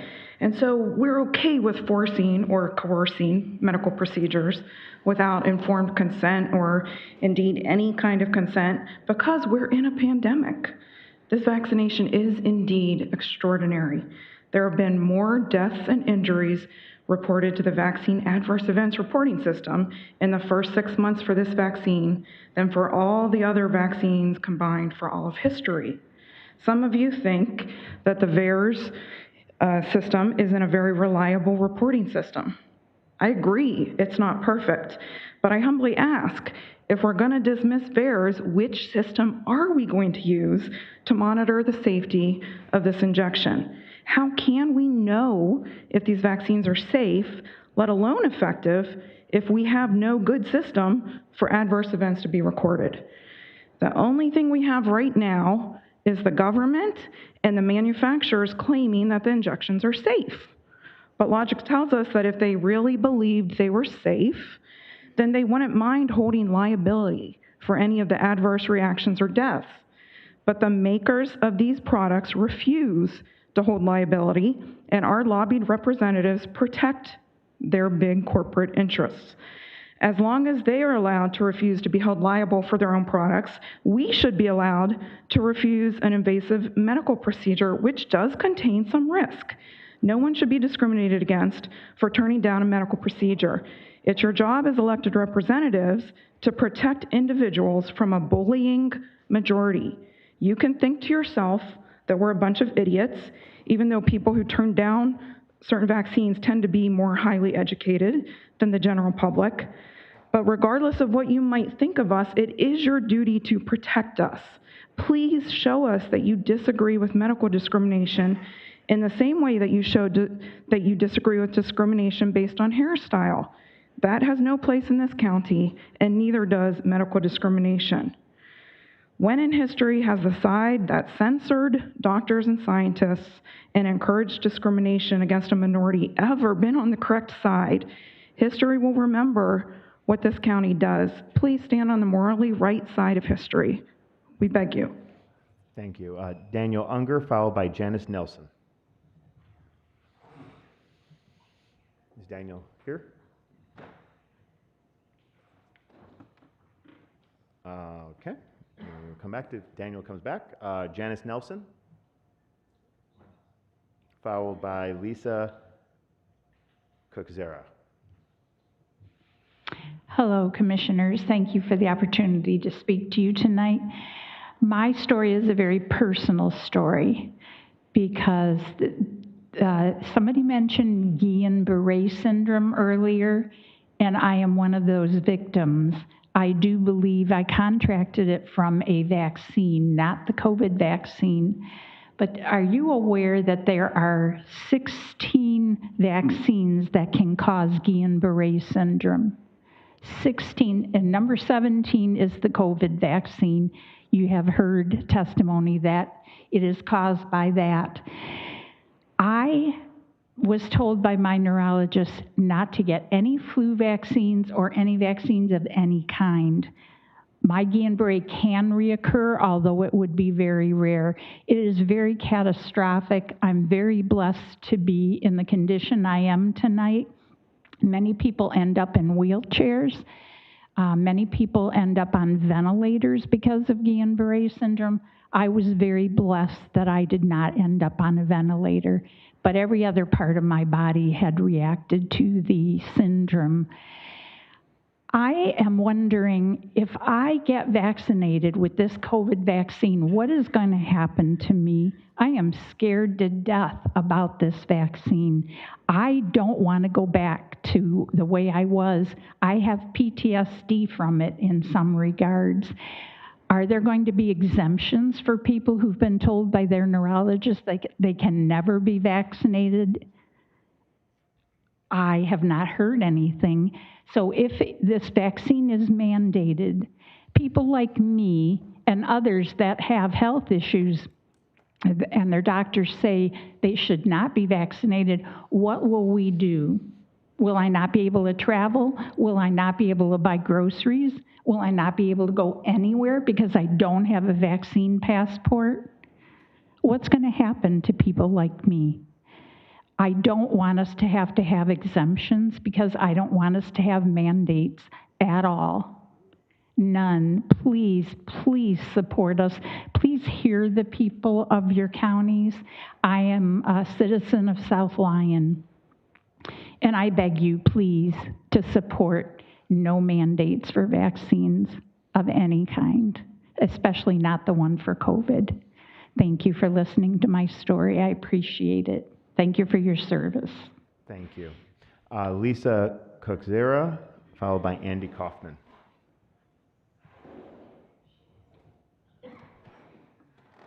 Is Lisa here? She had to leave, okay. Andy Kaufman.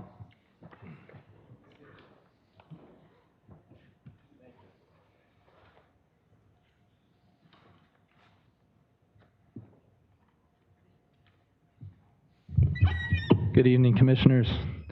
My name is Andrew Kaufman, and I reside in Milford Township with my wife, 3 children, and our German short-hair pointer.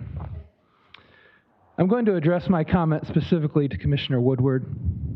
Commissioner Woodward, several weeks ago, I left a message on your voicemail regarding my concern with medical discrimination in Oakland County.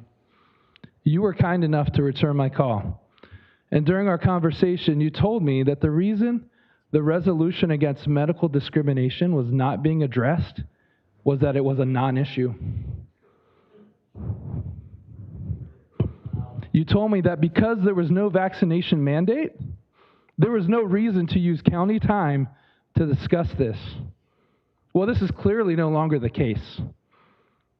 Henry Ford, Trinity Health, Beaumont, Ascension, U of M, Wayne State, and many other businesses and educational institutions are mandating a vaccine for employees and students, and people are having to choose between taking a medical procedure that they do not want versus keeping their job.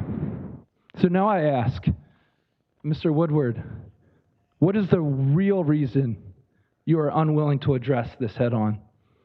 Why are you unwilling to do the right thing and address this issue during the Board of Commissioners meeting?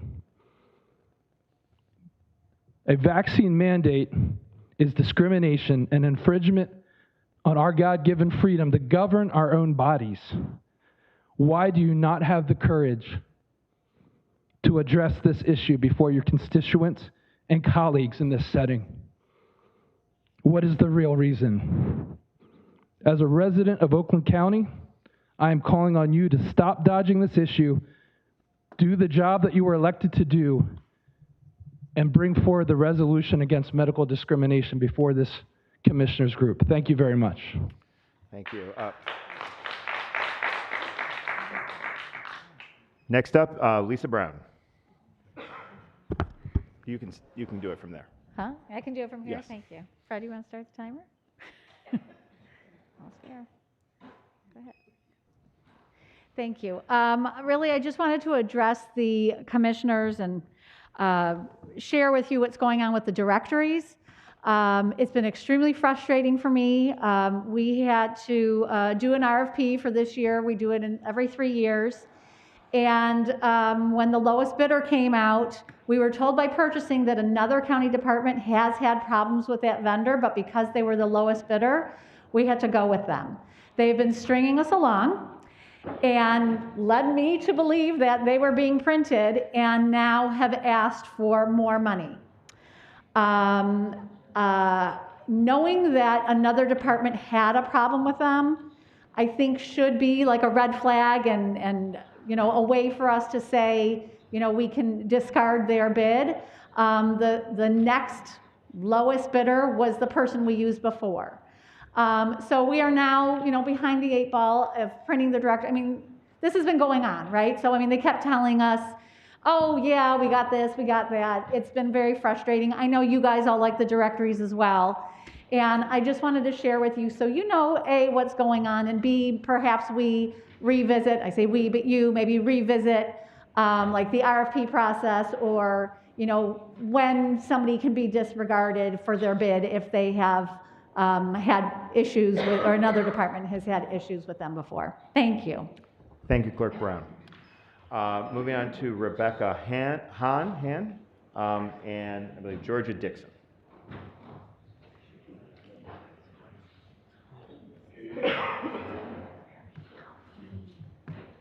Can someone adjust that? Yeah, very challenging.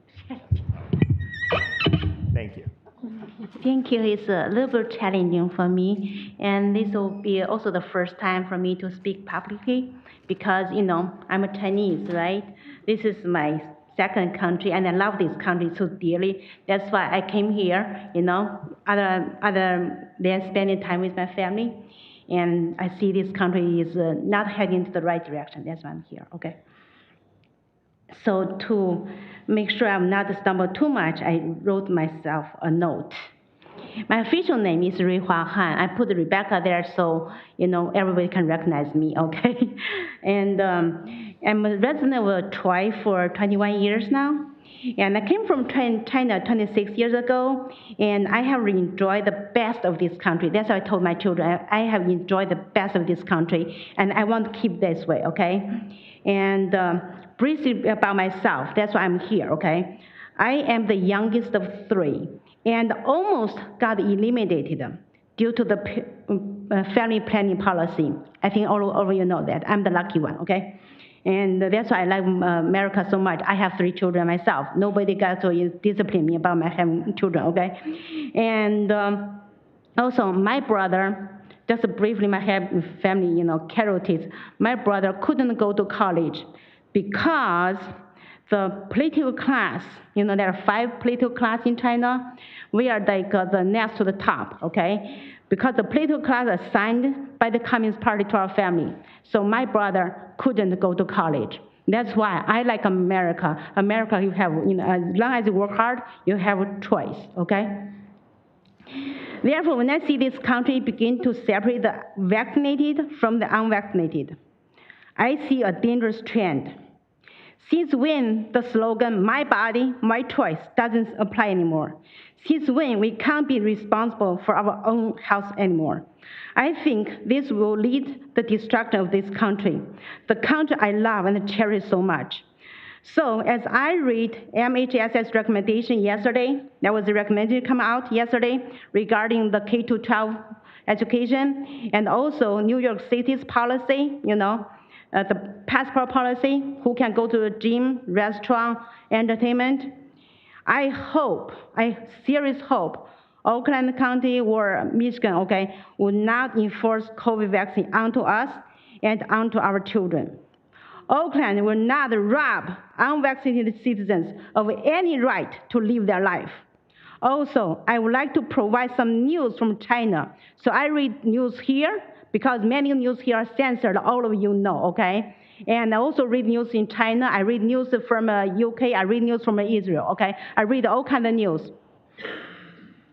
This is what's happening in China right now. For the last couple of weeks, there have been more than a dozen cities in China under semi-lockdown due to the surge of the Delta variant. The data shows most of those positive cases are from fully vaccinated people. And those cases are really life-threatening. No death yet, okay? Many are asymptomatic. Ms. Han, your 3 minutes are up. If you could wrap up your comments, please. Okay, yeah. So there are 3 experts in China now are calling for the country to coexistence with the flu, to stop the lockdown. And also one of the reasons is the Winter Olympic is coming up. So this is what I read the news. Ms. Han, I mean, you've spoken for 3 minutes. We have other people to speak. Okay. All right, so thank you. No. Okay. 3 minutes have passed. We have to move on to the next person. Okay. Thank you. Georgia Dixon, followed by Mila Flores.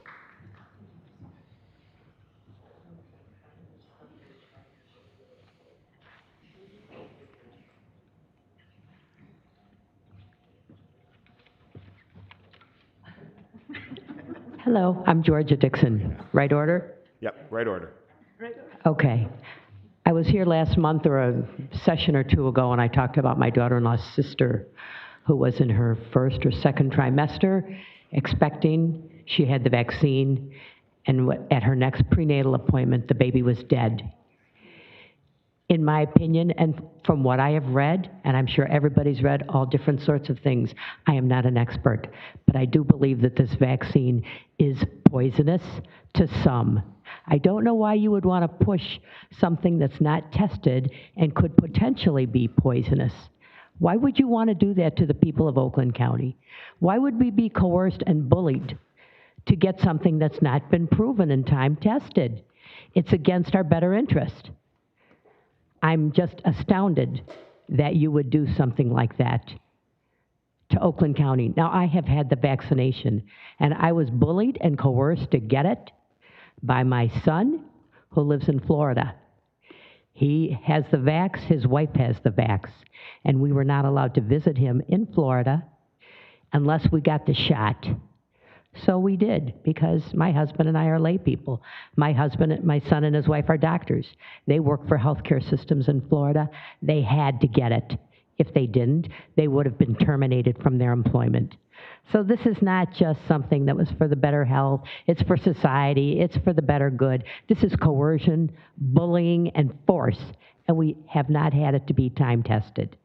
So that's what I have to say. And secondarily, I was very surprised that you started this meeting late. 30 minutes, 35 minutes, 37 minutes, and you don't give this lady a couple of extra minutes to tell her story. It's outrageous that you would be that rude.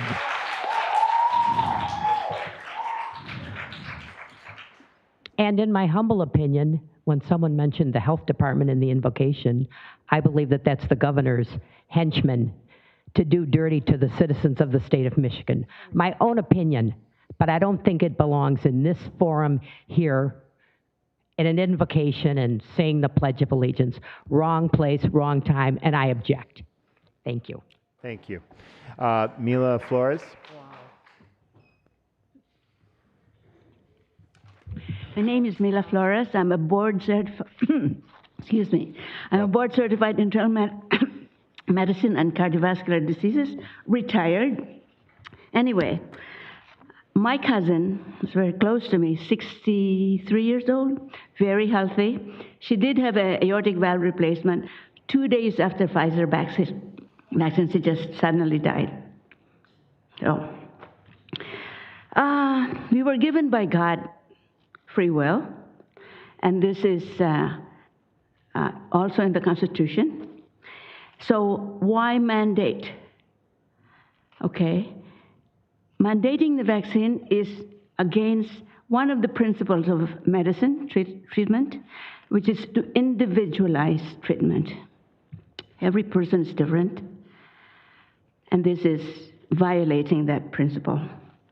I, for one, have very severe reaction to that polyethylene glycol, which is in the vaccine, so I cannot take it.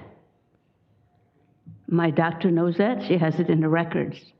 So the lady with the Guillain-Barré, she cannot take it. There are people who are allergic to other things in the vaccine. They cannot take it. So there should be no mandating the vaccine. Every individual is different. I have people from out of state, Colorado, Nebraska, friends, who call me and they said, we have positive test, and they have a little symptom, sniffles. We put them in touch with doctors who are giving ivermectin and hydroxychloroquine, and they get better with the other ascorbic acid, zinc, and all those things, and they get better. So there are medicines that are inexpensive that the powers that be are suppressing to push this experimental gene therapy. It's not even a vaccine.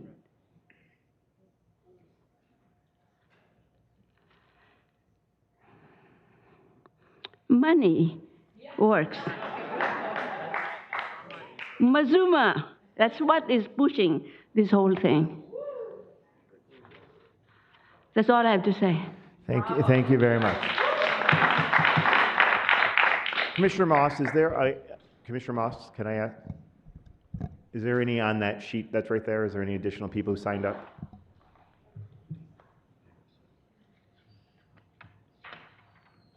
Nope. Okay. That's all that I had that signed up. If anybody else would like to address us during public comment, if you could line up by the microphone, this would be an opportunity. Please also, again, remember, keep your comments to 3 minutes. And if you could state your name and city of residence, I'd appreciate it for the record. I'm Kathy Kubik. I live in Commerce Township, Oakland County. And I don't want to speak here, but I have to. The passion in me is screaming. I am far from an eloquent speaker. I speak from the heart. And I was taught that we were free in this country from my parents. And how you, Mr. Woodward, say that we can't do that, you can't do anything. I can't believe it. You could at least stand and say, this is wrong. We're not going to do it in Oakland County. All of you should be able to stand and say, it's wrong. We're not going to do this in Oakland County. I don't understand it. I mean, we had choices. At least I was always taught that we had choices. And I was told that, I know this is a thankless job. It is not to you. You are paid to do this. So thank you for stepping up and doing it. I couldn't. I thank you. But please step up. And it shouldn't be a Republican and Democrat. You should all believe in the freedom of this country and our Constitution. I don't know what else to say. I'm too loud, too passionate. I understand. But please do the right thing. Some of you have to be able to say the right thing and say, I agree with that. We're going to not mandate this. You could all do it. Sign something. Thank you. Thank you very much.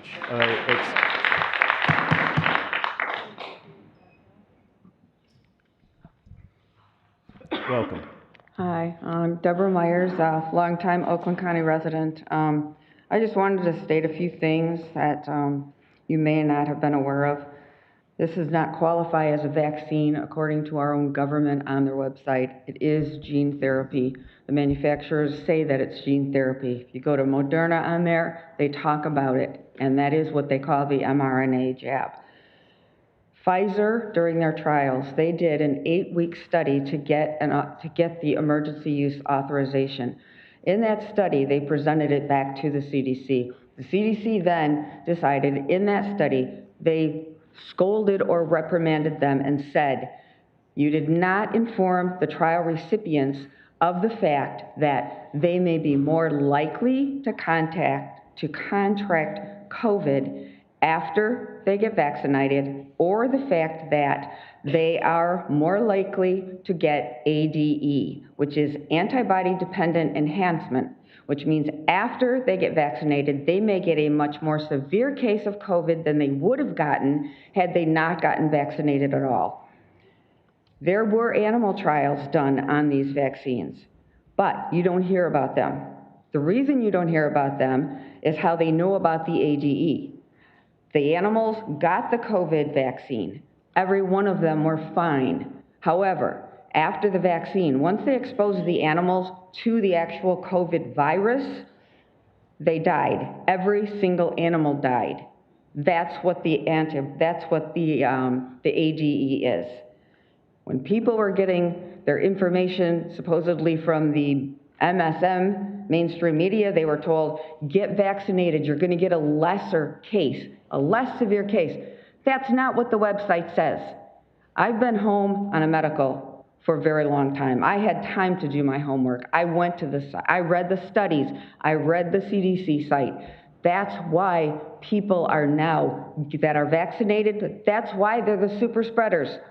They're the ones that are catching this because of the ADE. They're the ones that are in the hospital being hospitalized. You're hearing on television that, and in the news, it's the unvaccinated that are in the hospital. You know why you're hearing that? A little over a month ago, they decided, well, guess what? We're not going to count the vaccinated breakout cases anymore. We're not going to keep track of them. Well, of course they're not. They knew this was coming. They knew that this was going to happen. So the only reason you're hearing that the unvaccinated are the ones that are in the hospital is because they're not counting the vaccinated ones. You can look this stuff up. It's not easy. Don't Google it. Do a DuckDuckGo search. You're not going to find what you're looking for on Google. They block everything. A lot of stuff that is not being told. I just want to say, the government is not your friend. This is happening worldwide. Way worse in Australia, France, Canada. You don't hear about it. You got to search it out, please. Look this stuff up. This isn't just in America. Ma'am, please wrap up We your have to comments. stick together, okay? We are all one race. We're human beings, and we all need to stick together on this and support each other. Just remember, the government is not our friend. Thank you. Anybody else that would like to speak during public comment? If you can please share your name and city. Hi, Kevin Odell. We're Oakland County residents for the last majority of my life. You know, born and raised in Michigan, Wayne County in Oakland. It's my daughter, Daisy.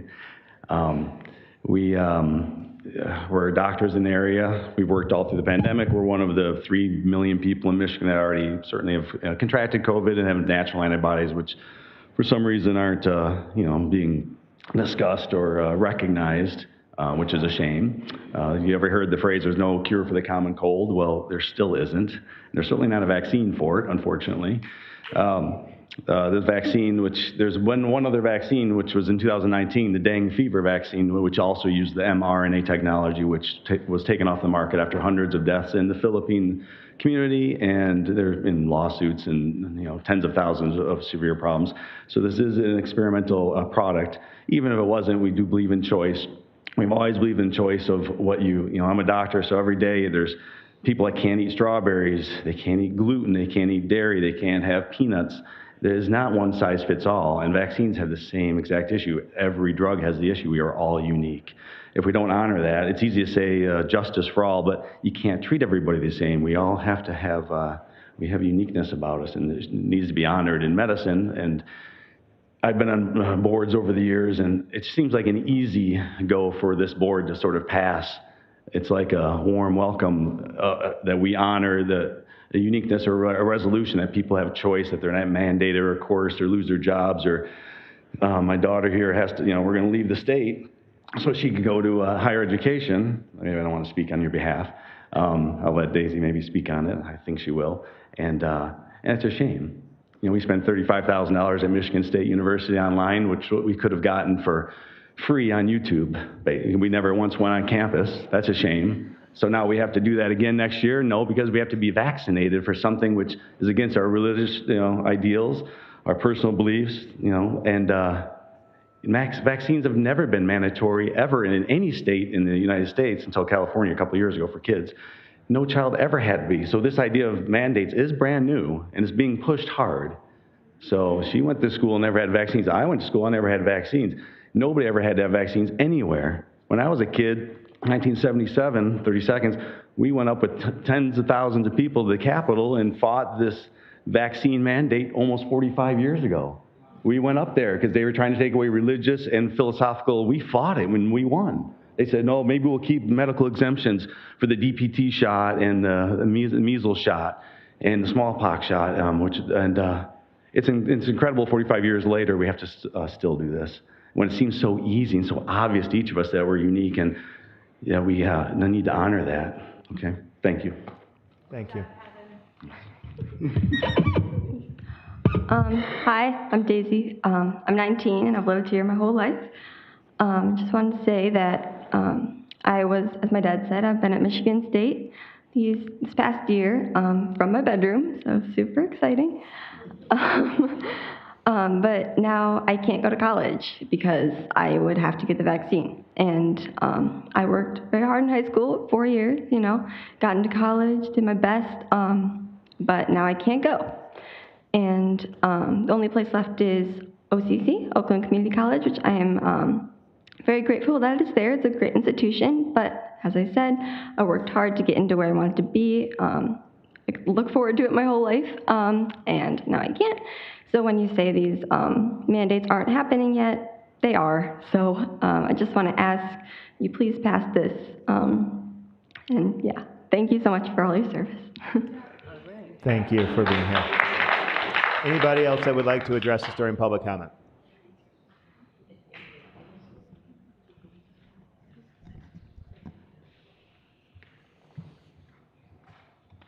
Hello, thank you for being here and letting us have the opportunity to speak. My name is Mindy Cox. I've been a registered nurse for 16 years. And right now, I'm currently not working because I have the privilege to stay home with my 3 girls and be a mom while my husband provides for our family. And I felt like it was my duty tonight to come and speak on behalf of those healthcare workers that are being forced and mandated to get something that they don't agree with. These people go into healthcare not for the money. These people go into healthcare because they care. And they care about each and every one of you. They care about the people, and they want to show compassion and kindness to the people that they treat. I would ask you all to please give them that same courtesy and give them that same kindness and compassion, and don't mandate this. Don't force the people to make a choice, to put food on their table, to do something that they don't agree with. It's not right. We've been given the freedom to choose. We've been given God-given rights in our Constitution for a reason. And I ask you to please uphold that. You've made an oath to uphold the Constitution of our country, and I hope you will continue to do that. Thank you. Thank you. Anybody else that would like to speak to us during public comment? We got a couple people here, so whoever gets the mic first.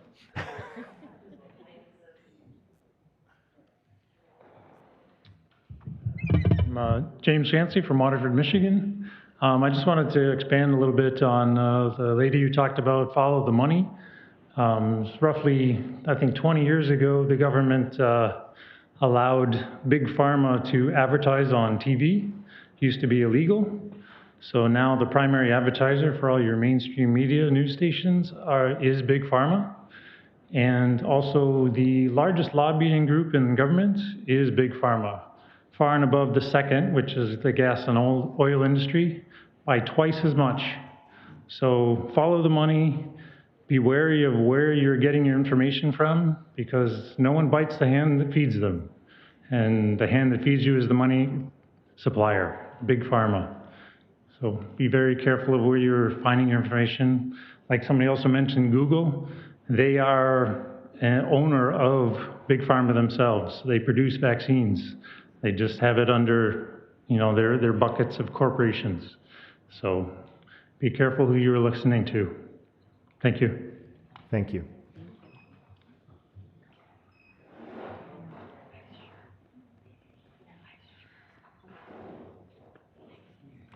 Welcome. Hello, everyone. I'm Anna Biardi from Farmington, Michigan. I know you have your 3-minute timer, and I think this lady, are you still here, who was originated from China? I think the poor lady was just trying to drive a point home to all of us. And I think we're all here on the same page. We're not sure where you guys are, but her point is she left China. And I bet you if I went and found her in the parking lot, and I can understand what the cute thing was saying with her beautiful accent, America is turning into China. We're losing our freedoms. I'm gonna try not to cry. I have 3 kids, and my 3 kids think I am nuts because I'm not vaccinated. We're all humans. We're all just asking for our rights as a human being. You know what? You gotta go get vaccinated or you're fired. You just got married, right? Well, you know what? You gotta go get vaccinated too before you go on a vacation. We're just asking for our human rights, and you guys can set such a huge precedence. Oakland County is what, the 3rd richest county last I read? We have ability to set and make an awesome precedence, and you guys can all be part of it. I'm sure no one's gonna agree, you're gonna disagree, but can you not see the simplicity of my body, my choice? That's all it comes down to. There's people in the group that are vaccinated, there's people that aren't vaccinated, but it's just our basic rights as Americans. And if my little Chinese friend could have finished, you know what? I I can't swear. It's a blank show over in China and the rest of the world. We're losing our freedoms as Americans. And you always have to go back to the old saying, which this lady just said, the infectious disease doctor, follow the money train. We deserve our rights as Americans to say no. Thank you for your time. Thank you very much. Is there anybody else that'd like to address this during public comment? Going once, twice. All right. Oh, one more. Right under the wire. Sorry, I'm not a big on public speaking. My name's Amy Williams. I live in Oakland County. And I want to ask, how many people know somebody that has had a heart attack? Okay. Well, recently, my husband had a heart attack.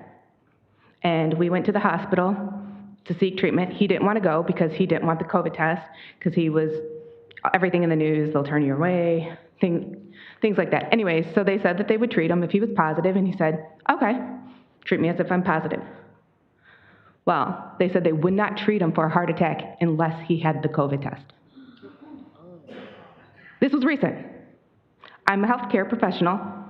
I cannot perform something on another patient without informed consent. So how can they deny him treatment for a heart attack against his will? What's going to happen if somebody cannot have the shot and they're declined to seek treatment from a healthcare professional? This hospital would not treat him. I'm just saying, please think about it. I know many healthcare professionals who will not write medical exemptions in fear for retaliation. So if you think that you're going to put medical exemptions on there as a way to get out, it won't work. There's people that need choice. He said, treat me as if I'm positive. I treat everybody else as if they're infectious, so I do all my protocols anyways. What's different? He almost died because they refused to treat him. Thank you. Thank you. Any further public comment? Going once, going twice. Okay, we'll declare the second round of public comment closed. That'll bring us to announcements. Are there any announcements? Seeing no announcements. We are going to adjourn to August 18th, 2021 at 6 p.m. We'll adjourn August 18th, 2021 at 6 p.m. or call the chair. Thank you for everyone for coming out. Okay, so I counted.